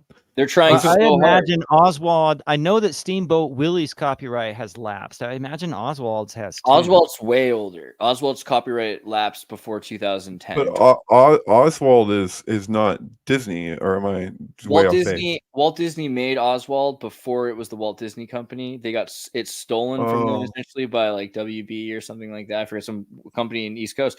They ended up buying back the whole company in 2012 that technically had owned Oswald the Rabbit, even though they'd never updated the copyright, didn't have any new works showing Oswald the Rabbit, and had clearly lost the copyright. So if you are putting out Oswald the Rabbit stuff, I think it's fine. Like I think I'm not a lawyer, so you should, you know, decide amongst yourself how much you're willing to fight for your right to do something. But the way Oswald horror movies. But the way it works is like it's public domain and they don't own it. However, Disney does have trademark over the idea of Disney likeness, and it's really scary because they can say the reason we have that trademark is to protect the IP. We love Mickey Mouse more than you. We're gonna never let anything bad happen to Mickey Mouse. We're gonna always pay people $300 million to. But isn't this what George Lucas? Look, George Lucas just said this about Star Wars, basically, that Disney should not be in the hands of amateurs because amateurs shouldn't wield magic. It's like the whole Sorcerer's Apprentice analogy. Yeah, and I think I don't know if I do 100% disagree with George Lucas on that. Even though I love Jar Jar Binks, I don't think he's right about everything. Right. But yeah, and that was also because you know what's going on with that, right? Like a Disney stock war. There's a stock war. Disney is fucking losing bad. Well, there's a couple things going on. They're losing money really hard, which is awesome for I think Nelson. They're losing kids. Like I can listen to my ears to the street, and people who are not influenced by anything that I think politically, or anything anyone thinks politically. Like we're talking about teenagers don't want to have anything to do with Disney because they don't want to be brainwashed. Children either, parents don't want it, but so these guys have lost all the money at Disney to the point that the company's worth less than it was before. And Nelson Peltz, he's an investor. He's like, well, if it works out, I can buy my way into Disney. And it's kind of like the Elon Musk thing. They want to force him not to be able. They don't want to have to deal with him. They don't like him, etc. He's a Trump supporter, or he was. I don't know. He's some sort of a conservative. Dude, that guy, he's been seen with Elon Musk, right? He was like seen going out to dinner with Elon Musk, and there's like rumors about Elon. One time, Musk I saw a lady kissing a guy. So who knows what's true? You know, right? True. Dude, I could see something happening with Disney, like what, like where, like with GM when the government bailed out GM, and it was like this thing about, okay, well, GM's too big to fail, but then it was because of military contracts. You know, it was like, well, obviously they're like tied in with the military. We can't let them fall. We have to bail them out. They're now tied to government. So you're like, because ideally you'd want the smaller businesses to be able to come and do the thing, you know. But maybe that's the thing with like Disney. Like Disney's just gonna like totally like go under, and the government's going to be like, well, actually they're a branch of the United States military in a way, like they, you know, for psychological reasons, like we have to, the government like just like our, I could see us paying with our taxes to bail out Disney if it went down. Yeah, but like Disney isn't breaking and I mean, I guess Disney is breaking its stuff up and trying to redo it, and it's not doing it very well. I mean, Paranoid, you just sent this this game, indie game cartoon. This is not made by Disney. Definitely I just saw it recently, but it looks like a freaking classic Disney cartoon. I just thought this was so cool when I saw it. Yeah, it's like a cross between super classic Disney effects and then also some of like the Tad Stone's stuff, like the Atlantis 2. It kind of reminds me of Atlantis 2. So like Cuphead. It's that was like pretty Disney. Hayao Miyazaki. Cuphead's a bit Up-I-Works, a bit like older. It's more like you know, the 20s style. This is a cross between. You can see they're using like, I think they're using Anime Studio 5. It's a little bit like Dragon's Lair. What's that guy's name? Don Bluth.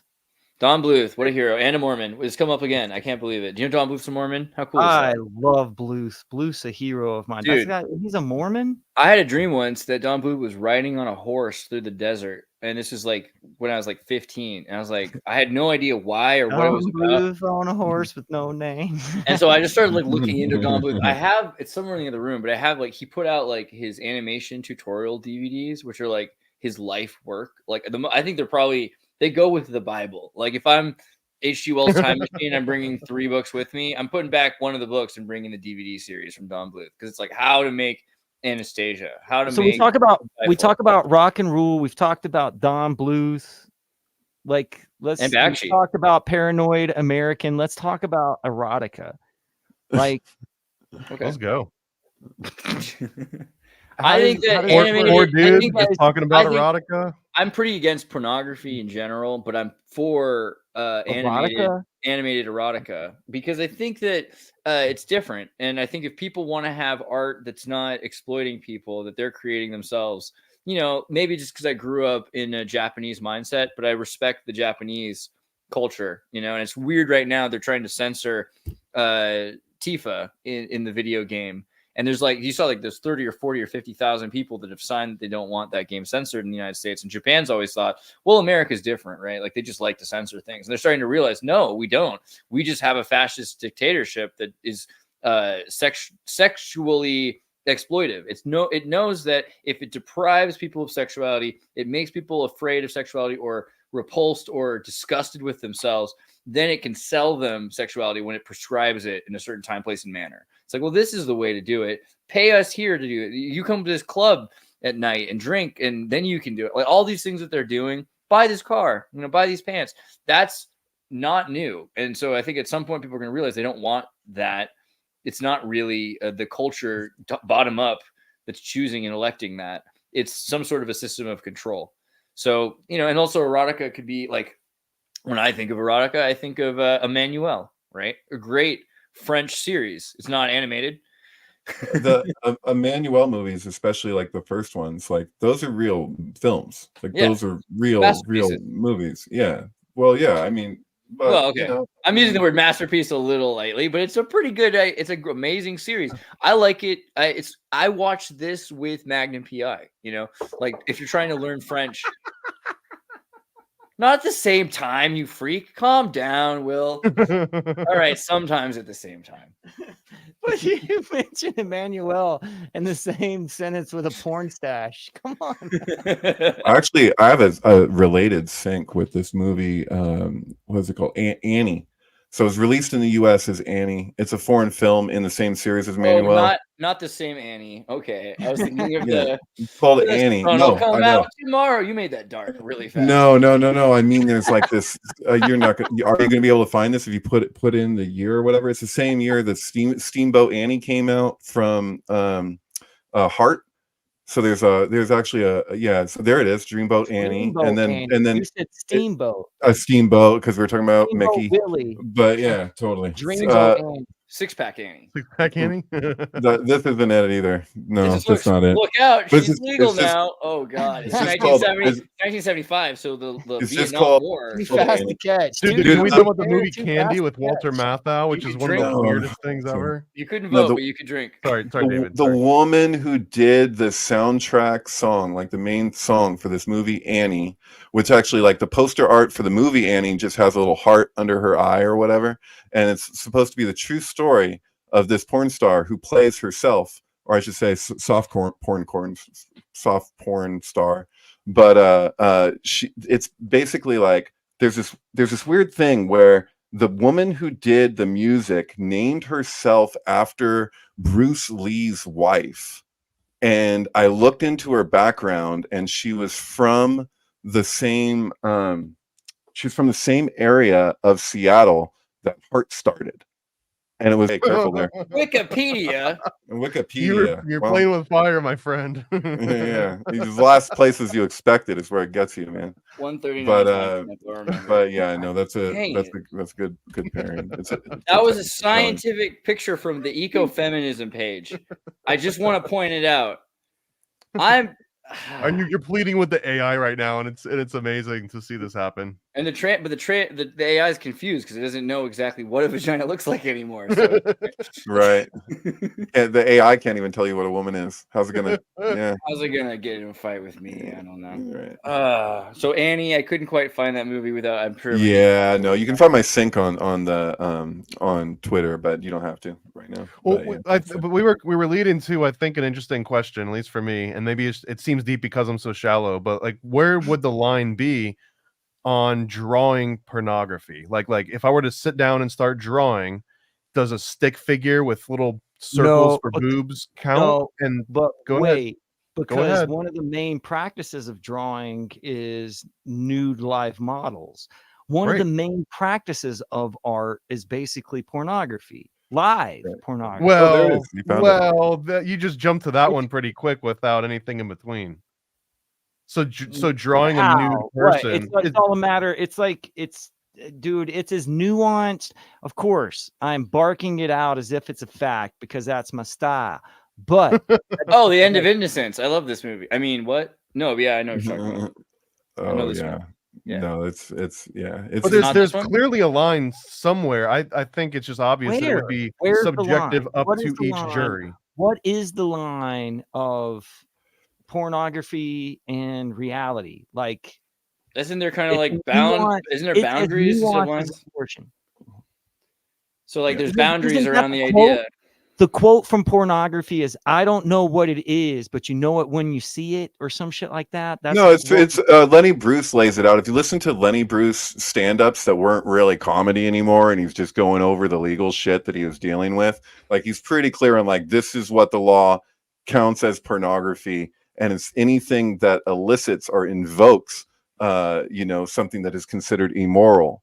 So it's like, well, who's to judge what then? Who can you put at the top to decide that? Who can be so swayed by, let's just say, a stick figure with circles for breasts? If that could sway somebody potentially, that in itself, by definition, for Lenny Bruce, could be considered pornography. All right, Will, reach your hand up real fast. Will, could you just put your hand straight up and like straight up into the ceiling? Woo! See, I feel like that already is pornography. Like if we just do this, right? Okay. I don't know. Theoretically, from that definition, because if you're saying like you're evoking in the thought of something, there are going to be perverts who will just take anything and they can, this is like that Family Guy episode where he's like doing the beads and he's like, you don't know what, your kids don't know, but you know. Well, when I can give you a simple answer. Pornography is anything that is produced by Paranoid American. Boom. Roasted. And in Boston. David, what are you saying? Sorry. Boom. No, I don't know. What Lenny Bruce would say over like, the human body. This is really similar to realism also, by the way, their views on nudity or whatever. But he was like basically treating it like a mattress. He's like, if you look at a mattress and it says, do not remove this tag or whatever, he was like, if you got a problem with the body, you can take it up with the manufacturer. So he like got religious about it. He was like, so you saying there's something wrong with it, then is that my fault or is it in my creator, you know? And if you're a religious person and you have that view of like what you are as being, just, wrong or something that can't, that you can't be seen, I don't know. I feel like there should be different rules applied though when you're literally talking about, and I know his was about jokes and maybe eliciting and talking about immoral things. Well, but when he was being charged with what did they call that? Oh fuck, what's the charge of Lenny Bruce? I mean, it's vulgar content or whatever, but there was an actual crime. What is it? What is the crime of Lenny Bruce? What was Lenny Bruce charged with exactly? Corrupting the youth? Obscenity and drug possession multiple times. Yeah, obscenity. So he's like, well, what is an obscenity? It's like Bullworth or something. You're like, well, because I mentioned it earlier in the podcast actually, because it was applicable somewhere where it's like they wouldn't let Lenny Bruce do his stand-up. They wouldn't let the jury hear his stand-up. And they're taking words or they're taking little sections of it and they're presenting it as though this is what isn't okay. And he's like, you removed it from the context. He's like, if you're looking at the Bible and it says, kingdom come, you can't remove that from you got to know what is being said, So yeah.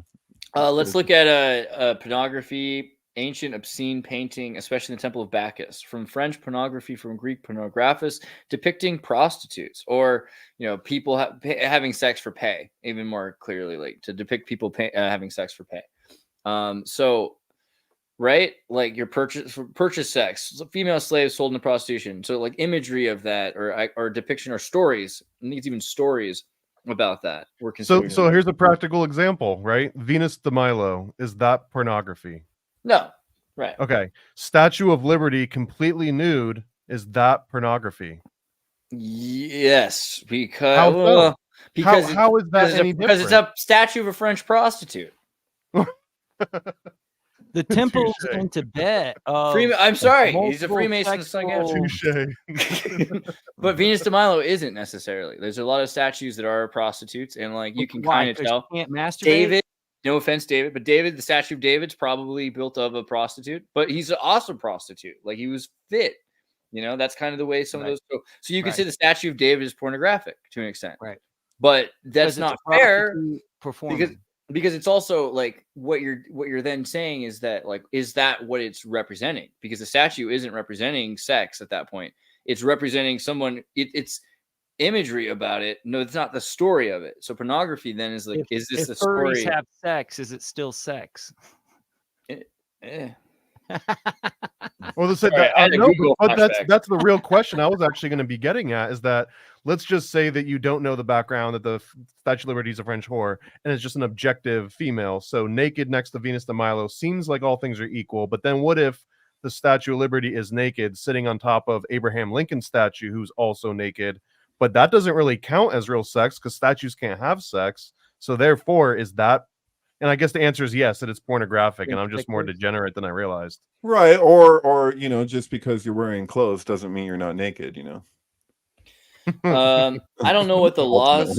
I don't know what the laws were though. So like, just because there's a definition of something doesn't mean it's a bad thing. So like, the idea that there were like stories about prostitutes that were being paid. That could be journalism, and whether or not people were using that for erotic means, I mean, clearly that has evolved over time. So the idea of erotica, I mean, here's the other thing, when Ignatius Loyola was after the Crusades, was in brutal, excruciating pain, in hospitalization, and his leg was like nearly ripped from its limb, and he's asking for books. And the priests are giving him handwritten books. The books he's asking for, like the only books he really asked for, like, because they gave him books about the Bible and books about fighting. He asked for erotica. So I think that that's a major thing. Like erotica was part of what led to Ignatius Loyola's Ignatian method. The Jesuit training has to do with using your imagination and psyche, because he was incapacitated, so he was trying to use his senses elsewhere.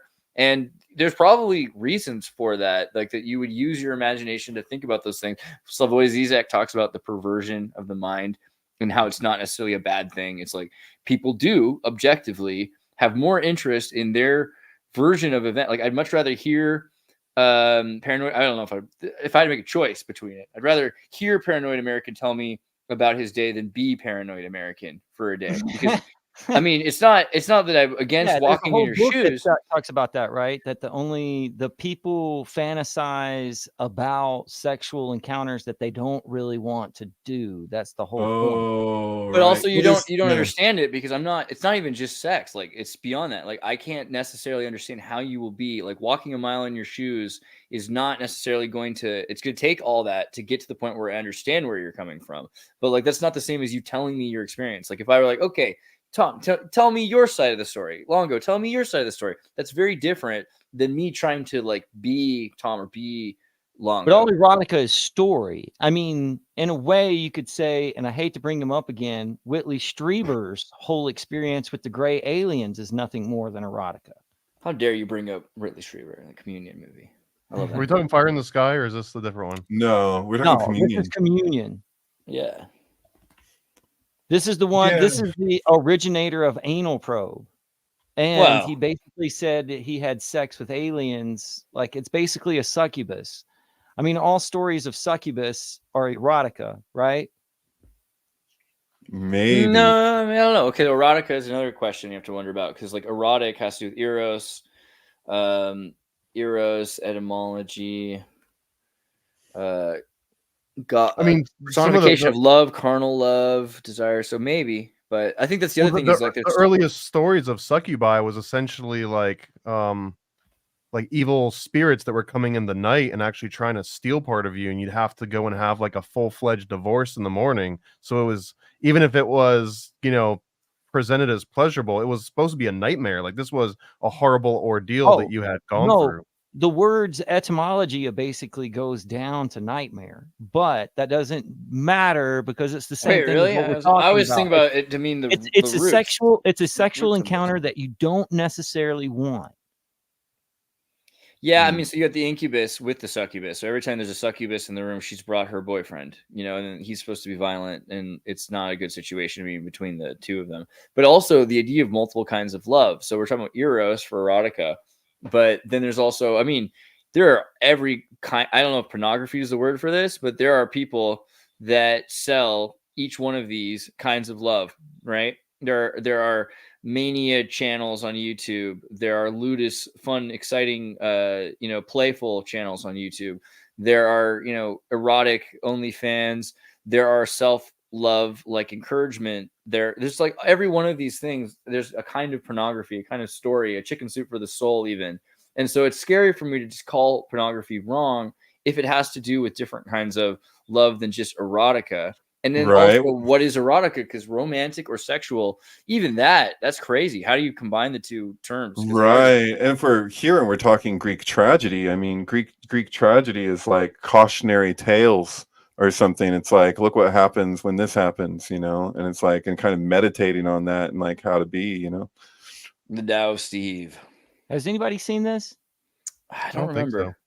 So. This guy basically comes up with a philosophy on how to have sex with women, even though he's undesirable. Oh yeah. Using the Tao Te Ching. Right. But is this a movie or a documentary? It's a movie. It's fantastic. If I had, I would not have had as much fun in my 20s if I had not seen this movie.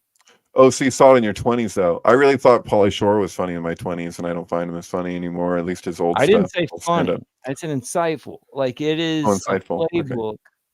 It's a playbook on how to basically make other people feel sexual by not wanting sex, so to speak. When I was like 18, the Celestine Prophecy seemed really insightful, to it is. To a degree, Fuck off. Seriously? Oh, God. Bro, he says like the first step of human evolution is to learn that there's synchronicities. Like, what the fuck, bro? That's like your That's where you park, David. Van Wilder. Right. You took a sentence, so Van Wilder probably saved me $100,000 in college debt. So I mean, like, some things are worth it at the time, you know. Is the Taoist Steve like a prototypical pickup artist? Did he like start that trend? Yeah, I mean, Did he it's start, like, throwing basically eggs at people? 2000, 1999, 2000, somewhere around there. And I'm not just saying, like, it's not necessarily like it taught me anything. It was just like one of those things you watch and you're like, oh, that's what I've been doing. But that's how the Tao, I don't know if you've ever, like, the Tao Te Ching was like a huge deal for me. Like, probably if I had a religious capacity, it would be as a Taoist, I think. Yeah. Have you seen you can't really go wrong? You know. Have you seen A Complete History of My Sexual Failures about Chris White? This is a British documentary about a British guy, and what he does is he goes and he interviews all of his ex-girlfriends when he's like 35 or something like that. And he goes back and talks to like all of them from like 17 to like 27. Now is this a documentary or really? This is a documentary, yeah, and okay, it's really weird and almost worth watching, I would say. It sounds like an actualized version of High Fidelity or something. Absolutely. Right, it is High Fidelity. That is what it is. It is literally the real life story of High Fidelity. Only there's weird plot twists you don't expect to come from his real. Sorry about that pun, but there's a lot that happens in this movie, this documentary, that's like crazy also, and just shows you like how people will spend their lives, you know, and like kind of there's modeling. And so some people's model is like, okay, I'm gonna start dating someone and marry them right away, and other people are like, I'm gonna spend like years with this person and then spend years with them. Then they're like, well, who'll see what happens? It probably won't work out. Then I'll spend years with another person. And like, this is how he like destroyed his life. And he goes and he talks to all these people, like every one of them starting to get married, you know, and he's like losing his mind, which is really interesting to watch. I love watching people lose their mind. Oh, yeah, totally. That's why I like Repulsion, the movie Repulsion. But is Bluebell the movie you were talking about though, or you know when you talk about, because there's 30 different names. This movie has so many damn names, it's crazy. But the fact that they released it in America as Annie, I believe the same year the Dreamboat Annie came out, and it's just like it's a solid sync. It's a surprisingly solid sync. Even like how songs will fade out with the scene fading out. That's so more often than probabilistically should happen on its own. Just like lyrical relevance to everything that's going on, and it's pretty funny. It's like, but it's from the same either production company, or it has a strong resonance with the Emmanuel movies and the era in which it came out. But yeah. Anyway, yeah, no, it's just there was that weird Seattle connection from the musician who did the music for that movie, and the fact, like, I'm really into syntax, so like it's like the order in which I come to something. So like if I put a sync together and then I find out like a solid connection after the fact when I was just basing it on resonance, you know, like that was an example of that.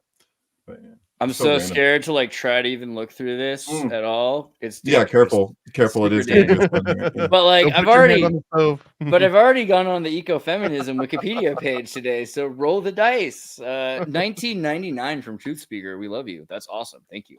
2 weeks off. Smokes and herbs. Feels amazing, dude. Good job, dude. You're like not even. There's like a time of the year when other people do that. You're your own person, and I respect. That's pretty much out of the clear as far. I mean, anytime that I've ever quit anything 2 weeks in, except for heroin, I'm still trying to kick that. But I'd have a hard time with that because of parsley. You know, I really like parsley, and that leads to heroin. Just general herbs in general. Smokes and herbs, yeah. But True Speaker. Formerly Roscoe Doggy. Oh, yeah. I know who you are. That's awesome. I love your new name, too. And, like, good luck with that. I mean, you'll be surprised how much, like, sorry to sound like David Miscavige or L. Ron Hubbard, but, yeah, clear. You'll feel clear. And the more energy you have, the better to do things you want to do with your time, man. And also that money. Because, like, it's crazy how much money you save if you don't waste it on drugs and alcohol. That's kind of cool. Mm-hmm. All right. Well, now that I've pushed the word of wisdom of Mormonism and made you pay tithings, David Plate has some excellent material. We did just look at this one. I would recommend checking out La Fine del Innocence, which is the Annie sync from Sync with Heart's album from Dreamboat Annie, and Heart is based. So like, how can you not? That's an awesome one. What else do you want to tell people to watch on your channel? Oh, I mean, if you just go to highlights, it's more a matter of like if there's a particular band or there's a particular movie that you already are like familiar with, like that helps, you know. Depending, there's examples that you really don't need that, and so but there's examples where it is kind of helpful. Like if you're really into Fight Club, like you have Fight Club memorized, and you know Bat Out of Hell Part 1 and 2 from Meatloaf. Like, and you watch that sync, you're going to have such a more in-depth experience than somebody who either has never seen Fight Club or watched it once or doesn't really know Meatloaf's music, you know, like, because lyrically, I'm really about lyrics, you know, so that's a big part of these generally. There's no question that you need to watch Home Alone paired with Michael Jackson's Dangerous album. I think we all know that's a big deal. So get that done. That's important. And then also, you know, Paranoid American, who's doing his crazy thing. He's making those. I've got some non-crazy ones too. So if you keep going under the Illuminati one, which is, by the way, sit wherever amazing. he wants. Adultoccult.com if you want to back it. And by the way, it's almost at funding. It was like 98% before we started. So I'm just saying, if someone could potentially bring it all the way over the line right now. This is going to be the one that comes up right after that. This is Never a Straight Answer, NASA. And right on the tail end of that one is either going to be one called Mold. If you go to moldcomic.com is one. And then the other one that I'm battling between the release dates is one called Black Mass Pizza, which was written by Doc Wyatt, who was the producer of Napoleon Dynamite. He's done Ninja Turtles, My Little Pony, Avengers. Right now, he's like one of the lead writers on Lego Ninjago. So he's going to be on the Black Mass Pizza. That maybe whichever one gets the most signups first is the one that gets released first. Epic. That's awesome. Nice. Meta Egg also is doing some cool stuff. Make sure you check out Meta Egg. Frank Zero and Meta Egg are doing some pretty cool videos. He also has a series of lives and shorts, and his shorts are just as good as his long videos. So I recommend subscribing to Meta Egg so you can, and then make sure you click on the all button. They try to every time you have to come back in there and make sure that they didn't like screw that up for you. Keep getting all the subscriptions you can get. But yeah, like you'll see, like in the morning, he's got like a short up that's talking about Barbie and about like the retro biblical references of ET. I'm telling you, it's worth your time. And then also, check out like Synchronicity, Synchromystic work. He's got some like well edited thoughts and then some pretty cool talks he does. And like, I mean, like these are in depth. Like anytime you're talking about something like mainstream media knows about, like people around you know about Mandalorian, right? So like it's probably like it's a good icebreaker if you're going to try to like connect with somebody about your interest of synchromysticism and everything else. If it's about something, oh, you've heard about that? Well, you know, Yoda is actually like Baphomet. You know, let me tell you about it. So, aren't we all? Right, dude. Wherever he wants. Paranoid American. He's legit. Wherever he wants.